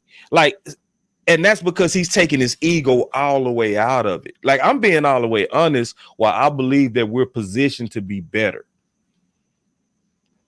I think that's exactly what I think that's how you empower your players. You empower your core. I mean, did you watch that quarterback show this offseason with Kirk Cousins and Mahomes and them? Yeah. You saw the way that Mahomes had freedom with Andy Reid. Every Wednesday they got to install a play. Remember everybody was mad at Andy Reid. Oh, he's making a mockery of football with this ring around the rosy play against the Raiders. And little did we know that Patrick Mahomes came up with it, and Andy Reid was willing to look like an idiot in front of everybody because he wanted to empower his players. Right. I love that. It's a battle of philosophy going on in the NFL. Playmakers versus systems. It is. Absolutely. It is around a whole league. I love it. Coach G says, talk is cheap. See you in week 5. Bang, bang, Niner gang. see you in week 5. We can't avoid it. It's coming. You'll literally see him on this show in week 5. And you'll see me on his show in week 5. Sure will. We're going to be right back. Dave Barclay says, so this is my theory. Cowboys turn around when Trey knows the system and they get rid of popular Cooper Rush for a 4th. Boom. Got better at the quarterback for free. Good moves by the Cowboys. Only time that I say that. That's a good super chat and great thought. Except I don't know if somebody will give a 4th for Cooper. But you're right, though. In theory, even if it's a fit, it's I see what you're saying, swap style. And we could even double up if we swap Trey Lance down the line. Mm-hmm. I just see a lot of benefits of this Trey Lance. It's way more upside if we think in football. And fair. And see, that's another fair comment by San Fran fan. Yeah. You would never see this from Philly. I promise you. You wouldn't get super chats to where fans are being fair about the Cowboys. It just wouldn't happen. Oh, you might have said that too early. These next 3 are they're going there. Right, Mike drops with Monster says Cowboys weapons ain't on our level. Stop it, man. See, I told you it's coming. Sammy in a pickle says, boss, 49ers make you break TVs. That's true. And then 49er Glory. That's true. 49 Glory says, show's over. He showed us true colors. Well, no. I was always me when I walked in the door. That's funny. Yeah. Jesse Wade says, y'all think y'all gonna beat us? I know that they feel that for sure. No. Oh man. Jesse Wade says Ayuk, CMC, Kittle, and Debo over Pollard, Lamb, and question mark. Ah, that's cute. He said, "Oh, that's cute." Dave Barclay says, "You two are both great. Support your team, but debate." Yes. Hey, yeah, you rhyme. That was a good little rhyme you got there. yeah. I like rocking with Jesse. Jesse Wade says Cooks is one dart to the head away from being in a wheelchair. Oh, let's not talk. I don't like that. I mean, I know that you're like, but that's like serious because he really went through it. For his career was almost over. You know, I actually grew up in Portland, Oregon. So I'm very familiar with him coming from Oregon State. He was a hell of a player then. And one thing that I say about Cooks and why he's super underrated, and I talked about it this offseason when I knew he was getting traded, of the teams that were possibilities over on my second channel. And I called him a low-end number one receiver, and I got a lot of pushback from that. But if you look at him, he's had 1,000 yards receiving with the Patriots. He had 1,000-yard receiving or more with the Saints. He did it with the Texans with two different quarterbacks. He did it with the Rams. Oh, no, good. He's done it everywhere he's been. I mean, this guy is a lock for 1,000 yards with bad quarterbacks at times. So he's a good player, man. Yeah. He's a really underrated player. Cooks is getting ready to go crazy, y'all. I'm telling you, buy the stock on Dak. It's going up. Trust me. Chris 214, he came over from your channel, says buy the Jake Ferguson stock now. Kelsey sees it. Okay. All right. Okay. I agree. Hey, listen, I need some sleep. Don't say it too loud. I need some sleeper fantasy tight ends. I always draft 2 tight ends late, and he's one of them. So let's keep it chill. And then also Dallas Cowboy Nation, man, they killing us on the super chats. Like San Fran showing more love. Like, what's going on? Oh, yeah, it's true. And I will say it started out really early. Yeah, it started out. But they making a run on us. We can't let that happen. Also, I got 374 people watching, 296 likes. Let's get the likes up on both channels, please. That's how you grow this. All right. I like the Ferguson. All right. Keith Murphy says, Boss Cowboys, you definitely take Ayuk. Have you watched how he turned Diggs around the last couple of years? He's been getting off on Dallas. Yeah, Jimmy G missed him quite a few times that first year, man. That was frustrating as hell. I respect Ayuk. I'm going to tell you right now, when Ayuk played Diggs this year, Diggs is going to wear him out. Ooh, I'm telling you, man. Diggs is on another level. I've been watching it. I'm gonna rebuttal just because I'm gonna say this. Ayuk right now in training camp has been unguardable by everybody. I'm being. He is right now. He's in contract year. Remember, this is contract year for him. Right? Yeah. So that's always turning up. Yeah, turning up, and I get that, and I'll put it like this, because see, you've been watching Ayuk at your training camp, man. Man, Diggs been going crazy at our training camps, man. I'm talking about like 4 interceptions in a day. He took one back on Dak for 90, bro. Like, and he's so sticky. And I talked to Diggs directly, bro. And I asked him on one play where he broke on it. I said, I played corner, so I know you was out of position on that. I said, like, what made you take that gamble? Was it the instincts or was it something that you read? He said, yeah, I read his feet and it was my instincts. Because he played receiver. So he know route combinations and he can know when something behind him is not the real route and where you really going with it. He putting it all together now, y'all. I'm telling y'all, Diggs is trying to be on Dion level next year. Mark my words. Y'all remember I said that Diggs going crazy next year. Mark my words. Then we're gonna see these two. It's gonna be a battle, man. That's gonna be Rice Dion part 2. It's gonna be a battle, man. Yeah, because to hear Ayuk, and I like the Ayuk coming out of college. Ayuk was a dog coming, and see Ayuk. I like Ayuk mentality. It's not too many receivers that play football like Ayuk. Like it's not too many receivers that also block nasty and get after you like Ayuk. So he has a defensive mentality for a receiver. So now, I respect Ayuk. But Diggs, I will bet my money on Diggs and Gilmore on that matchup. I love that you said that about Ayuk because I think most people wouldn't recognize that. Ayuk, if you watch Debo break loose for a big gain, everybody sees that, but nobody sees who the one that was downfield blocking to make that happen. And it's usually Ayuk. Yeah, he's that dog, man. He's the dog. In fact, last year, he's the one that got in a fist fight with Fred Warner. Which is crazy. Which is crazy to say because he's not playing. He's that deal. He really is that deal. Yeah. Nah, we got respect for Ayuk. At least I do. The Goose says, who will finish this season with more CeeDee Lamb? CeeDee Lamb. Ayuk's just not in the. I mean, he's option 3, option 4 in an offense that doesn't throw a ton. I mean, we're gonna have a quarterback throw for like 3,000 yards, or more than that, but not 4,000. Yeah, Purdy's gonna throw for like 225 yards a game, and Dak's gonna throw for like 255 a game, and Lamb's the number 1 option, and Ayuk's not. So, and we go feature Lamb. We go feature Lamb heavy this year. Now, if Ayuk was in an offense where he was the guy, like I think he could turn up big numbers. He could turn up. Yeah. Dave Barclay says, diehard Niner fan, Niners lose week 5, 18-27. That's interesting. We'll see how the season goes, but I actually on the schedule picked them to lose at Dallas week 5 as well. I have the 49ers finishing 12-5, and I had the Dallas Cowboys winning that game. However, if we meet in the playoffs, I would pick the 49ers. That's just, obviously that's the way I'm going to go. But I just feel like in order for it to be a real rivalry, both teams got to win. And right now, that's real. Dallas needs to fight back because they're down 0-2, and they're going to need to win. If they lose a third straight, I don't know if psychologically they really can believe that they can beat the 49ers. I think that game is going to mean so much more to Dallas than it is San Francisco. That's why I think they win that.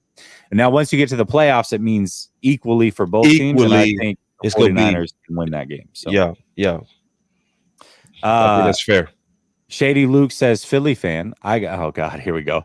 I got Philly with the better talent, but stepping away from my bird wings. Philly, Dallas, and the Niners all have lethal outside weapons. Great content, fellas. Football's back. Oh my gosh. Did we just become best friends with the Philly fan? Did that just happen? Oh my God, man. What just happened right there? We got fair and balanced from Philly. Appreciate you, Shady Luke. For real. Yeah. Now it's going to come down us 3. I agree. No, it's a 3-team race. Although I'm not going to sleep on Seattle either. I'm not going to sleep on Detroit. I'm not going to sleep on Detroit. I think they're like a step behind, but to me, like they could make some noise too. So we'll see. Yeah. Sal says more talent, yet you're 0-2. It's our year. Every year. Laugh out loud. Oh man. People take more pride when Dallas loses, I feel like, than they do their own team winning sometimes. Yeah, it's true. It's true, man. That's kind of a weird feeling. Yeah, it is. Hate on Dallas is real.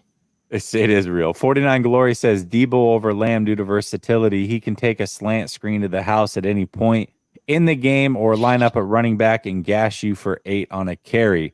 He is more versatile, but for me, like I really like a traditional wide receiver, and CeeDee Lamb is all of that. So I don't know. I would lean CeeDee. Jonathan Davis says, which defense is better between the 49ers and Cowboys? Now, this is a good conversation because I think we got 2 very good defenses right here. Cowboys. The 49ers were the better defense last year. Yeah. I think they have the pieces to do that again. I think the real question mark comes in this. I like Steve Wilks, and I wanted him to be the one that was hired. But can Steve Wilks in year 1 out-duel Dan Quinn, who's been there for many years and knows this personnel up and down and knows exactly what to do with it? He may be able to. I'm not saying he can't. I'm not saying it's impossible, but I think that is the great equalizer. Yeah. I'll give you an example. I think it was Gannon was the defensive coordinator with Philly last year, I think was his name. He was holding that defense back. I know that they had like 76 sacks and all these other things. But it was Gannon. That was great. He was awful. He was awful for Philly. Yeah. Gannon could have been way better. They should have been way better. I agree. Yeah. I agree. And that's what's making Philly dangerous this year. They could be better because they could probably have a better scheme. I agree. So I think that's where the question mark comes in. I would say talent for talent. I mean, we have an all-pro on every level over here. So it's like, I think that talent-wise we match up, but it just comes down to that coaching for sure. And, so I would say 2021, Dallas was better. I would say 2022, San Fran was better defensively. I say Dallas better this time because we built on top of that D. Versus y'all, in my opinion, kind of replacing. And y'all kind of have some struggles right now, even with Bosa getting signed.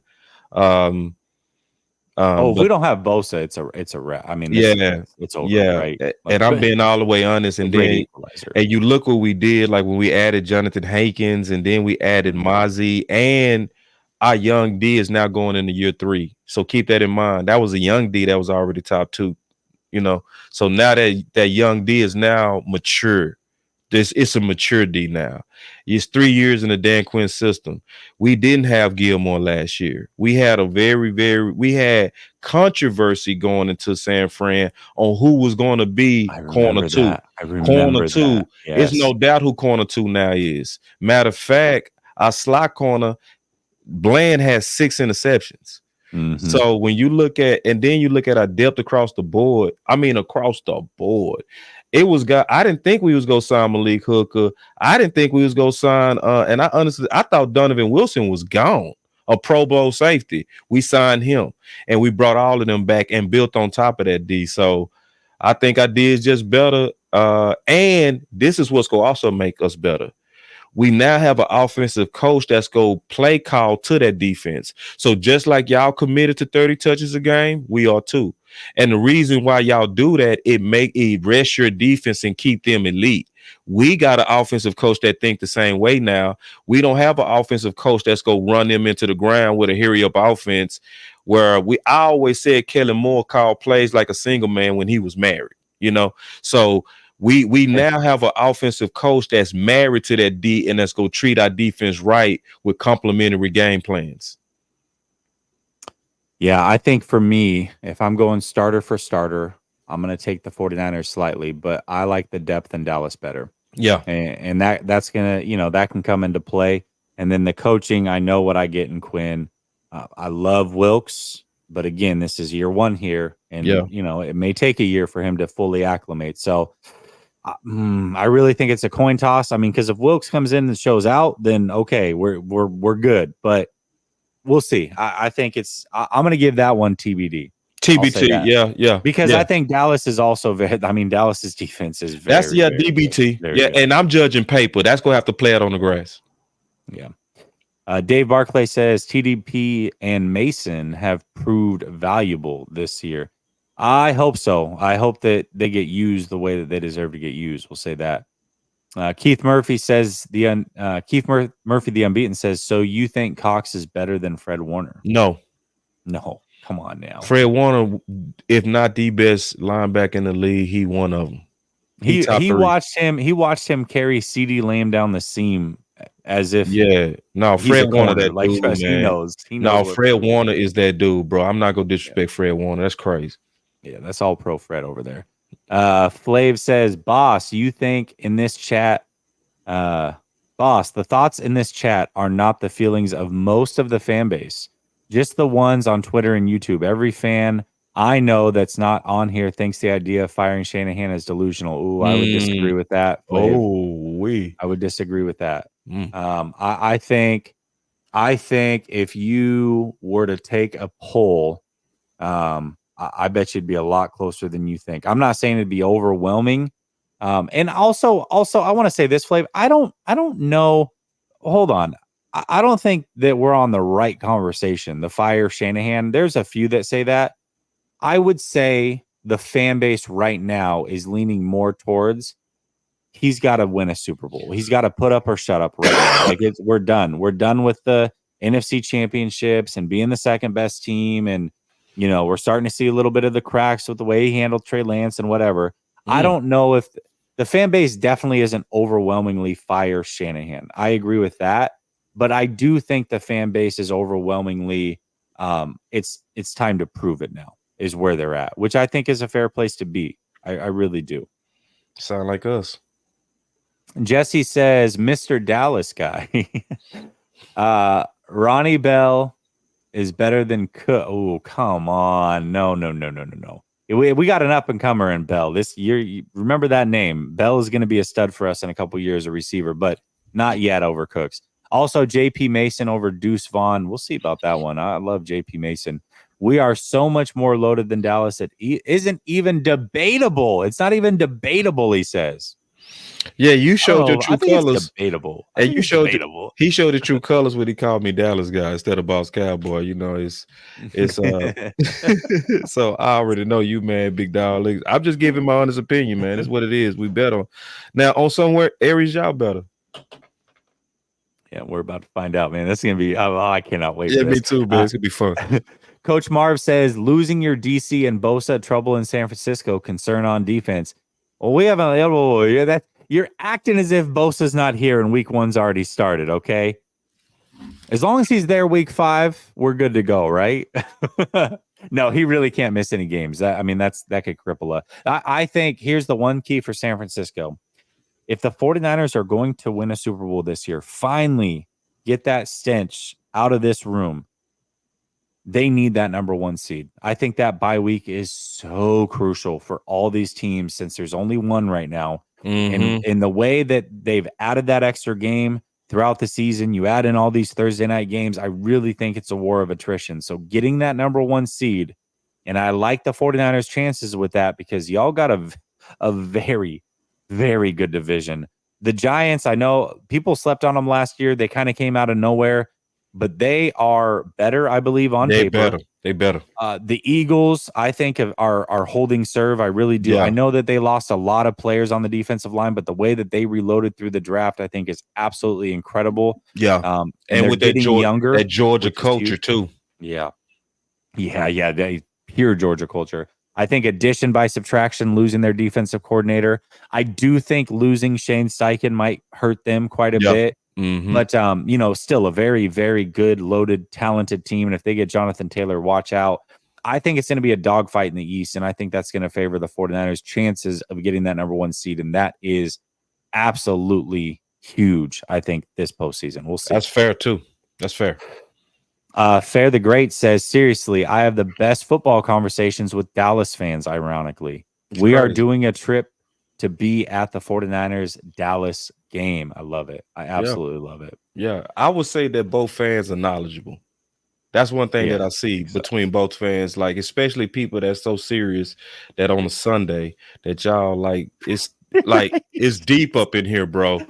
Like these are like diehard crazies. Like people that show up to these chats, y'all are the true. Yeah.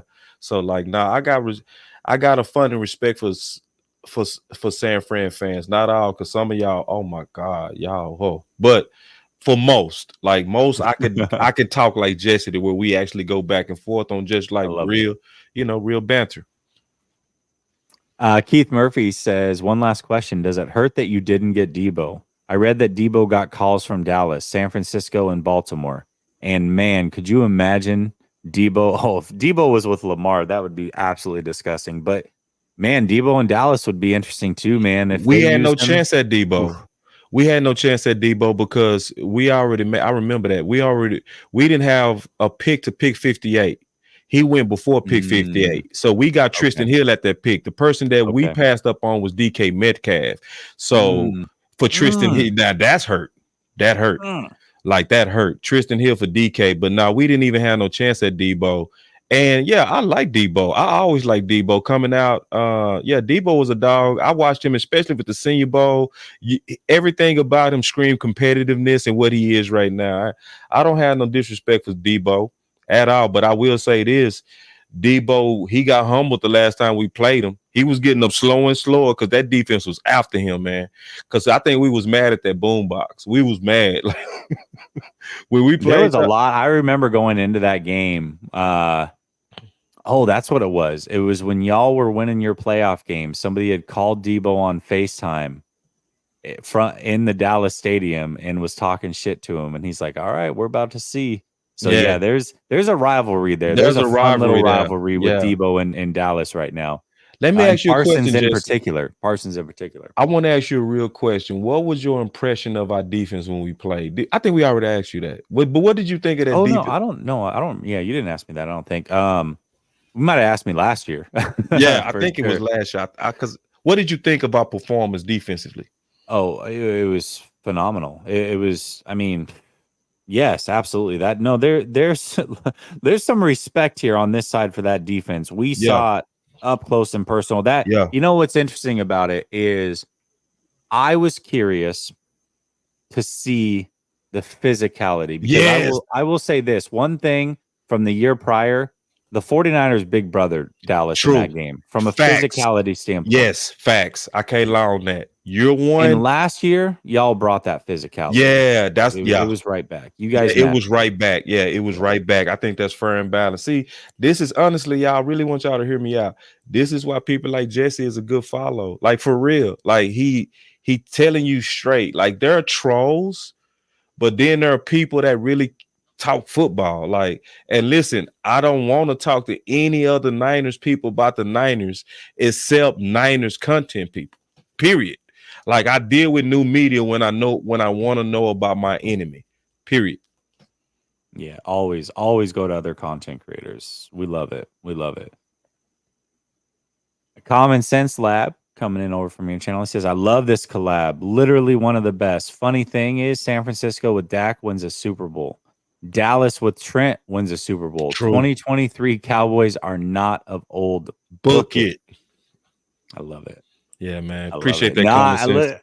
I'm hearing it. I'm hearing it. And I think every year Dallas has this reputation where they get pumped up, and it's our year. And then every year it ends with the Stephen A. Smith, the same old Dallas Cowboys.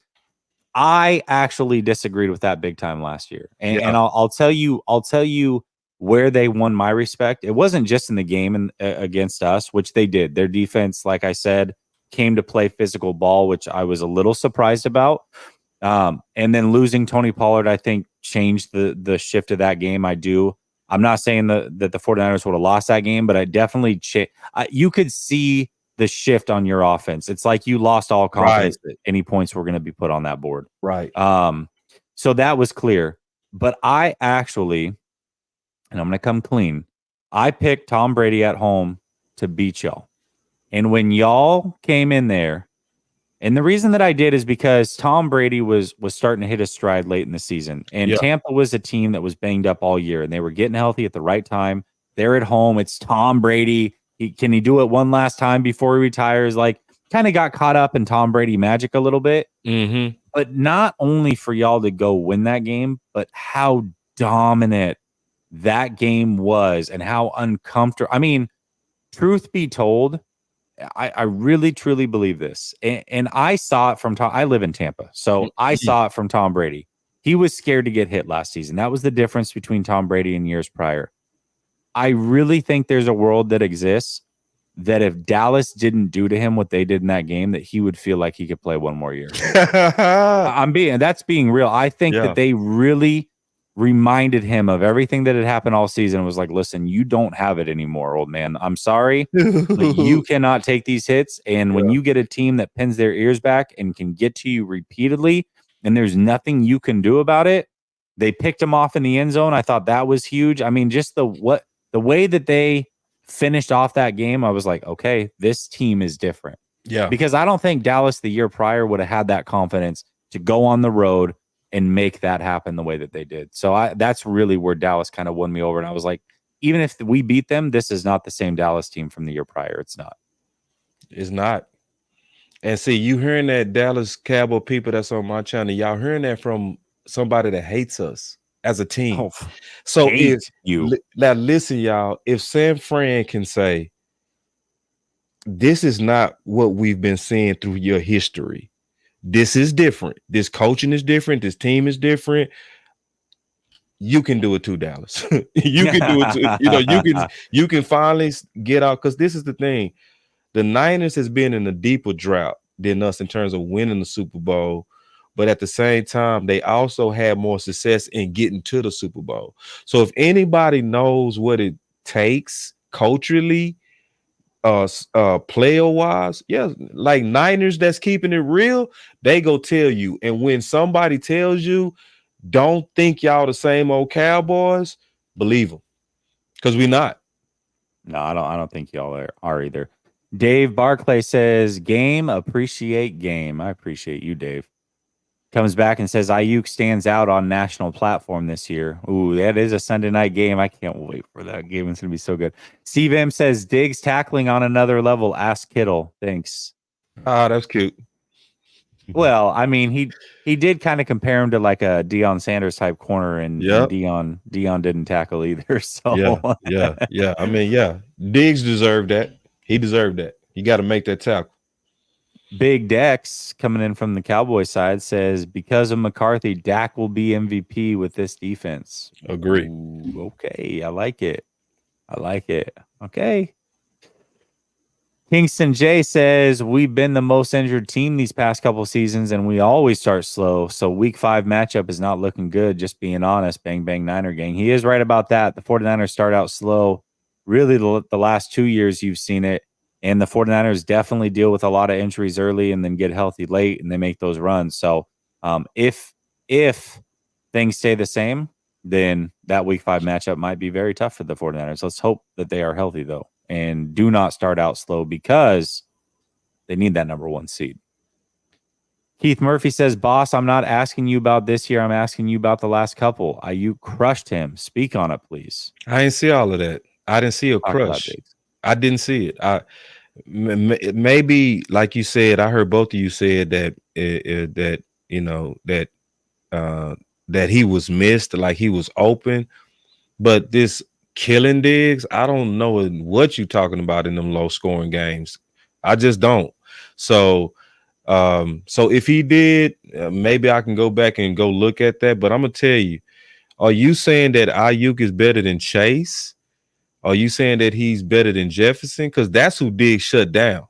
You know what I mean? And Ayuk is not on those balls level on terms of just playing pure receiver. They not. So not. And I know Diggs shut them balls down. I like Ayuk, and I think Ayuk a dog. But on that matchup, I'm going Diggs all day, and I'm not blinking. I'll put it like this: make matchups too. That's what it is. That's what it is. I'll give you this right now. We know how good Revis was, right? Yeah. But one player that he traditionally, he didn't even struggle with, but somebody that played better against him than normal. Well, Moss is a whole different level, but true.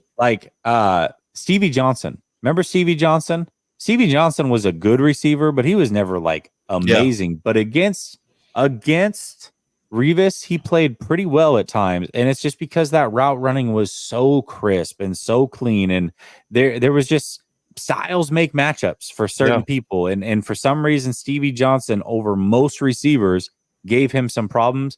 Maybe Ayuk is that for Diggs. I don't know. I haven't seen it enough to say, but there are definitely probably 2 plays that I think have gone viral, at least on the 49er side of the house, of him just shaking the shit out of Diggs.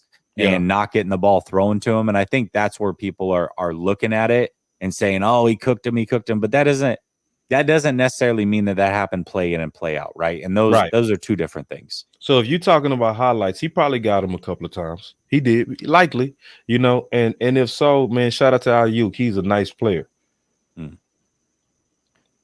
But I think you've been very fair on Ayuk. You said things about Ayuk that most fan bases would not say or pick up on. No, I watch Ayuk. I appreciate that. I watched Ayuk all the way back to Arizona State. I wanted Ayuk. You know what I mean? He was, you know what I mean? So it's like he was always a sexy, physical, but yet electric guy. You know what I'm saying? Now, it's no taking away from Ayuk. I just think Diggs is better, and it's one of those things.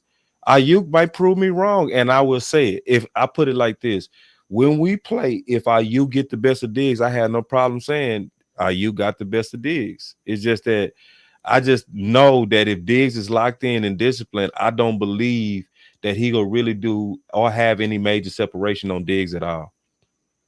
And I really do believe that Diggs has hit another stride. I've been watching him at practice because this is the thing. He had a ball year where he had those 11 interceptions. He had a great coverage year last year. This year, I think he's putting them both together. And I'm serious. I think he gonna be sticky coverage, but he just like he was when he got those 11. I put it like this. I bet over that he gonna have over 9 interceptions this year. I said 9 too. Damn. Like Jesse, I'm telling you, he been going crazy at practice. Him and Gilmore. It was one day he had 4 in a practice. That's a lot. That's a lot, bro. That's a lot of picks for one man. person. That's Yeah, sticky, bro. And I'm telling everything that's touching his hands, he taking it. He taking it. So, and now I called it lava. I called it lava and fire. See, because now you got Gilmore on the other side. People got to realize that pausing is on everywhere now on the secondary. See, at first you could go away from Diggs. You can go at that number 2 corner. Try that this year. Think that you go get relief going after Gilmore. You think you go get relief from that? You gonna have to pick your pause, and that mean they gonna have to try Diggs. And when they try Diggs, he gonna make them pay. It's gonna happen. I'm telling you. I love it. Flav's the one that came in earlier and said that most of the fan base is not like it is on here. Dave rebuttals and says Flav does not speak for our fan base. Ooh. Shady Luke says pass game is underrated to me with the corners. Philly has theirs. Dallas has theirs, talking about your corners. He says Charvarius Ward is a stud. He is. Diamador Lenore and Ambry Thomas will need to step up for real. Yeah, and honestly, I don't even know if it's going to be Ambry Thomas. I think Lenore is for sure going to start. We don't know if it's going to be outside or at nickel. I think Womack might be the other starter. We'll see though. But the thing about the corners here is we've been pretty old at the corner position.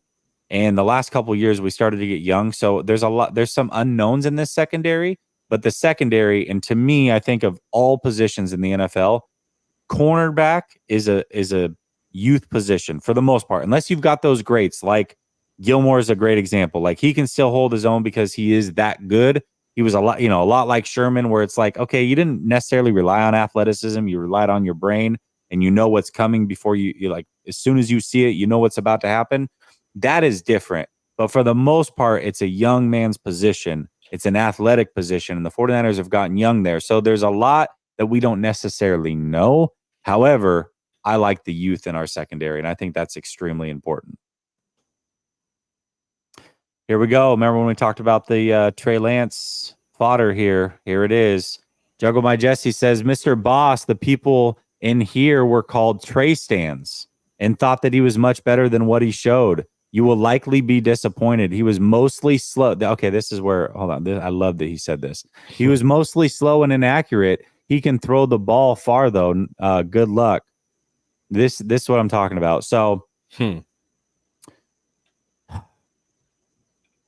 there's people that actually think that Trey is not athletic.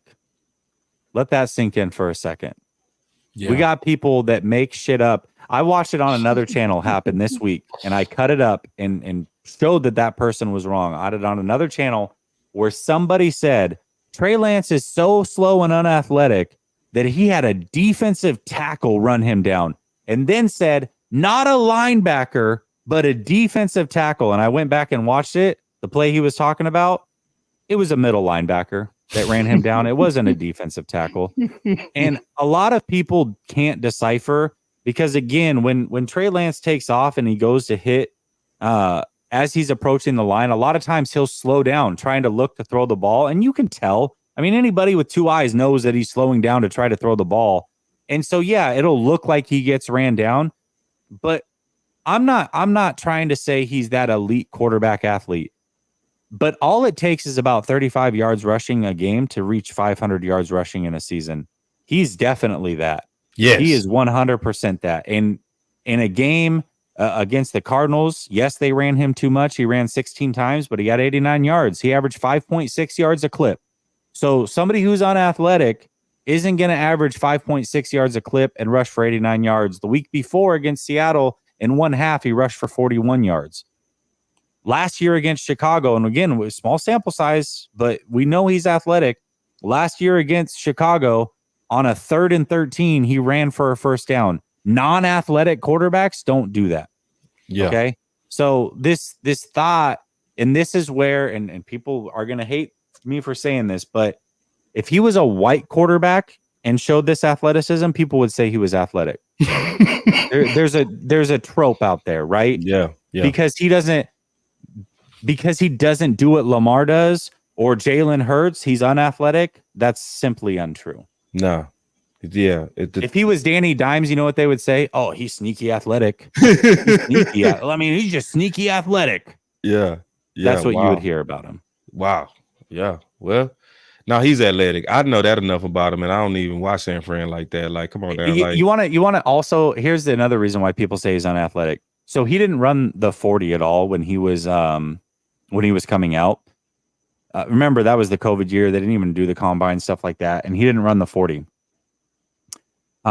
His trainers said that they clocked him around 4.56. yeah. And he broke the GPS at nearly 22 miles an hour in college.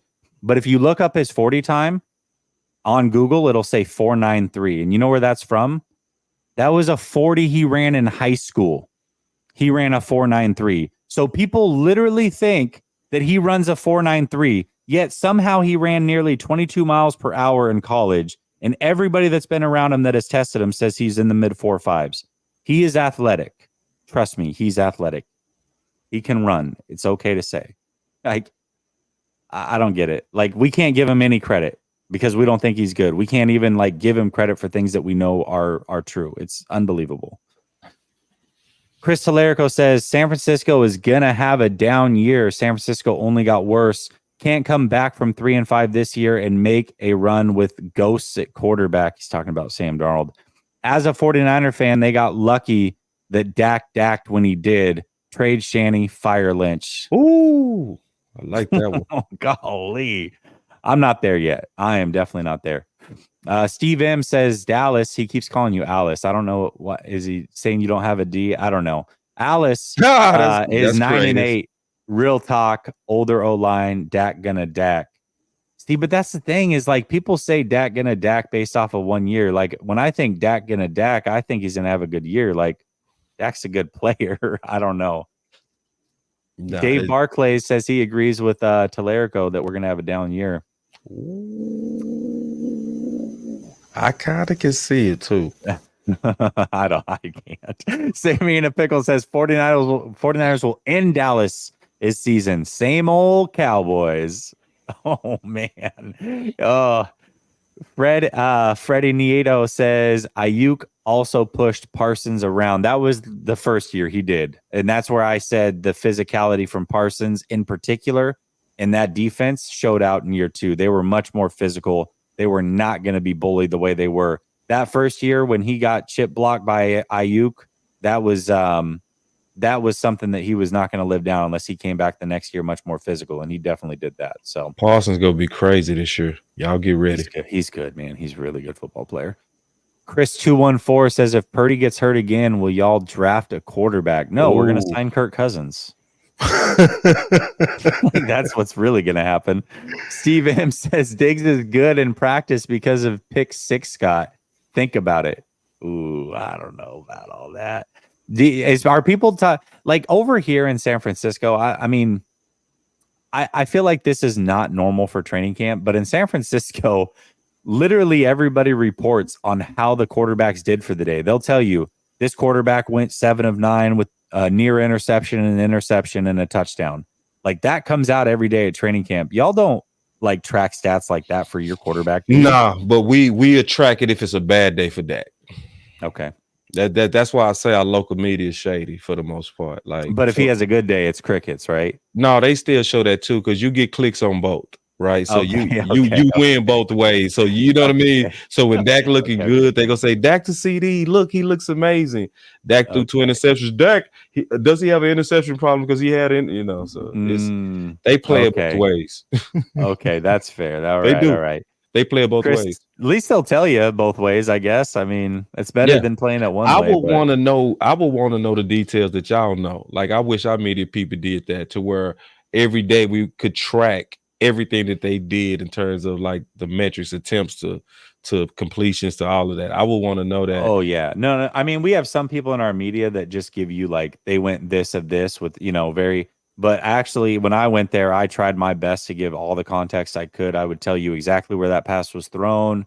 Was it a good placement on the ball? And it's hard to do because everything moves quickly. So I'm not going to say I was 100% accurate by any means, but I feel like I at least tried to bring something a little bit different and tell you, hey, this is why Like I had a day where Sam Darnold literally went 11 of 12. His only incompletion was a throwaway, and I gave him a B. And everybody's like, how the can you give him a B? He was 11 of 12. Well, let me tell you, every pass he threw was 3 yards from the line of scrimmage. Like that's not impressive. Dump offs. Yeah, dump offs. Anybody, you know what I mean? So that's, I try to give the best context that I could. That's fair. Chris Talerico says Diggs won't get a pick on San Francisco. Have to throw to the wide receivers to test them. Niners picks come from the linebackers and safeties. Niners QBs can't throw more than 10 yards in the air. I mean, he is right. We attack the middle of the field like crazy, and that's why Ayuk's never going to be a 1,400-yard receiver. So Shady Luke says, it's your Philly boy again.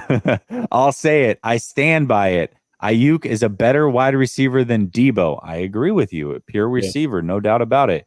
Top 10 wide receiver in the wrong system, but still extremely efficient with this last year stock going up. So there's a Philly fan that recognizes it too. I love it. And Ayuk deserves all the love in the world, man. He is. I'm gonna go take a closer look at Ayuk. I'm gonna go. I'm gonna go look at it, man, because you don't even have to get the ball thrown to you to see it. So I'm gonna go take another look at him. I want to really check him out. Because especially when you hear a Philly fan giving them props like that, I'm gonna do some homework on Ayuk. Yeah, and he didn't even get to see us throw the ball because all of our quarterbacks were injured. So he obviously watched him going into that game for sure. Yeah, I'm gonna make sure this not wee woo. It could be. 209er says Flav is not only in the Trey Lance hater club, but he's the president. That's like a hair club for men reference, I guess. Chris Grove says, Jesse just got off work. 2.5 hours. I guess I'm listening to you at the gym. Love your content. We did not plan on going this long. No. Y'all super chats kept it going. We had about 3 topics, and we didn't even get to the third one. And that's okay. We're going to save something for week 5. Yeah. Chris Talerico says, Niners are going to chase Kirk if Purdy doesn't get hurt. That is the last super chat. Boss, my man, I think for an off-season show between a Cowboy fan and a 49er fan, we made it shake. I appreciate the hell out of you. That was a fantastic show. Shout out to you guys over in the chat, over at Boss Cowboy Sport. If you're over here, go give them some love. Go show Boss some love. He will be back week 5. We are going to do this again, and hopefully we get a playoff matchup so that we can do it a third time this season. Boss, thank you so much. Everybody in the chat, much love. I'll be back Tuesday. Peace. I'll be back too.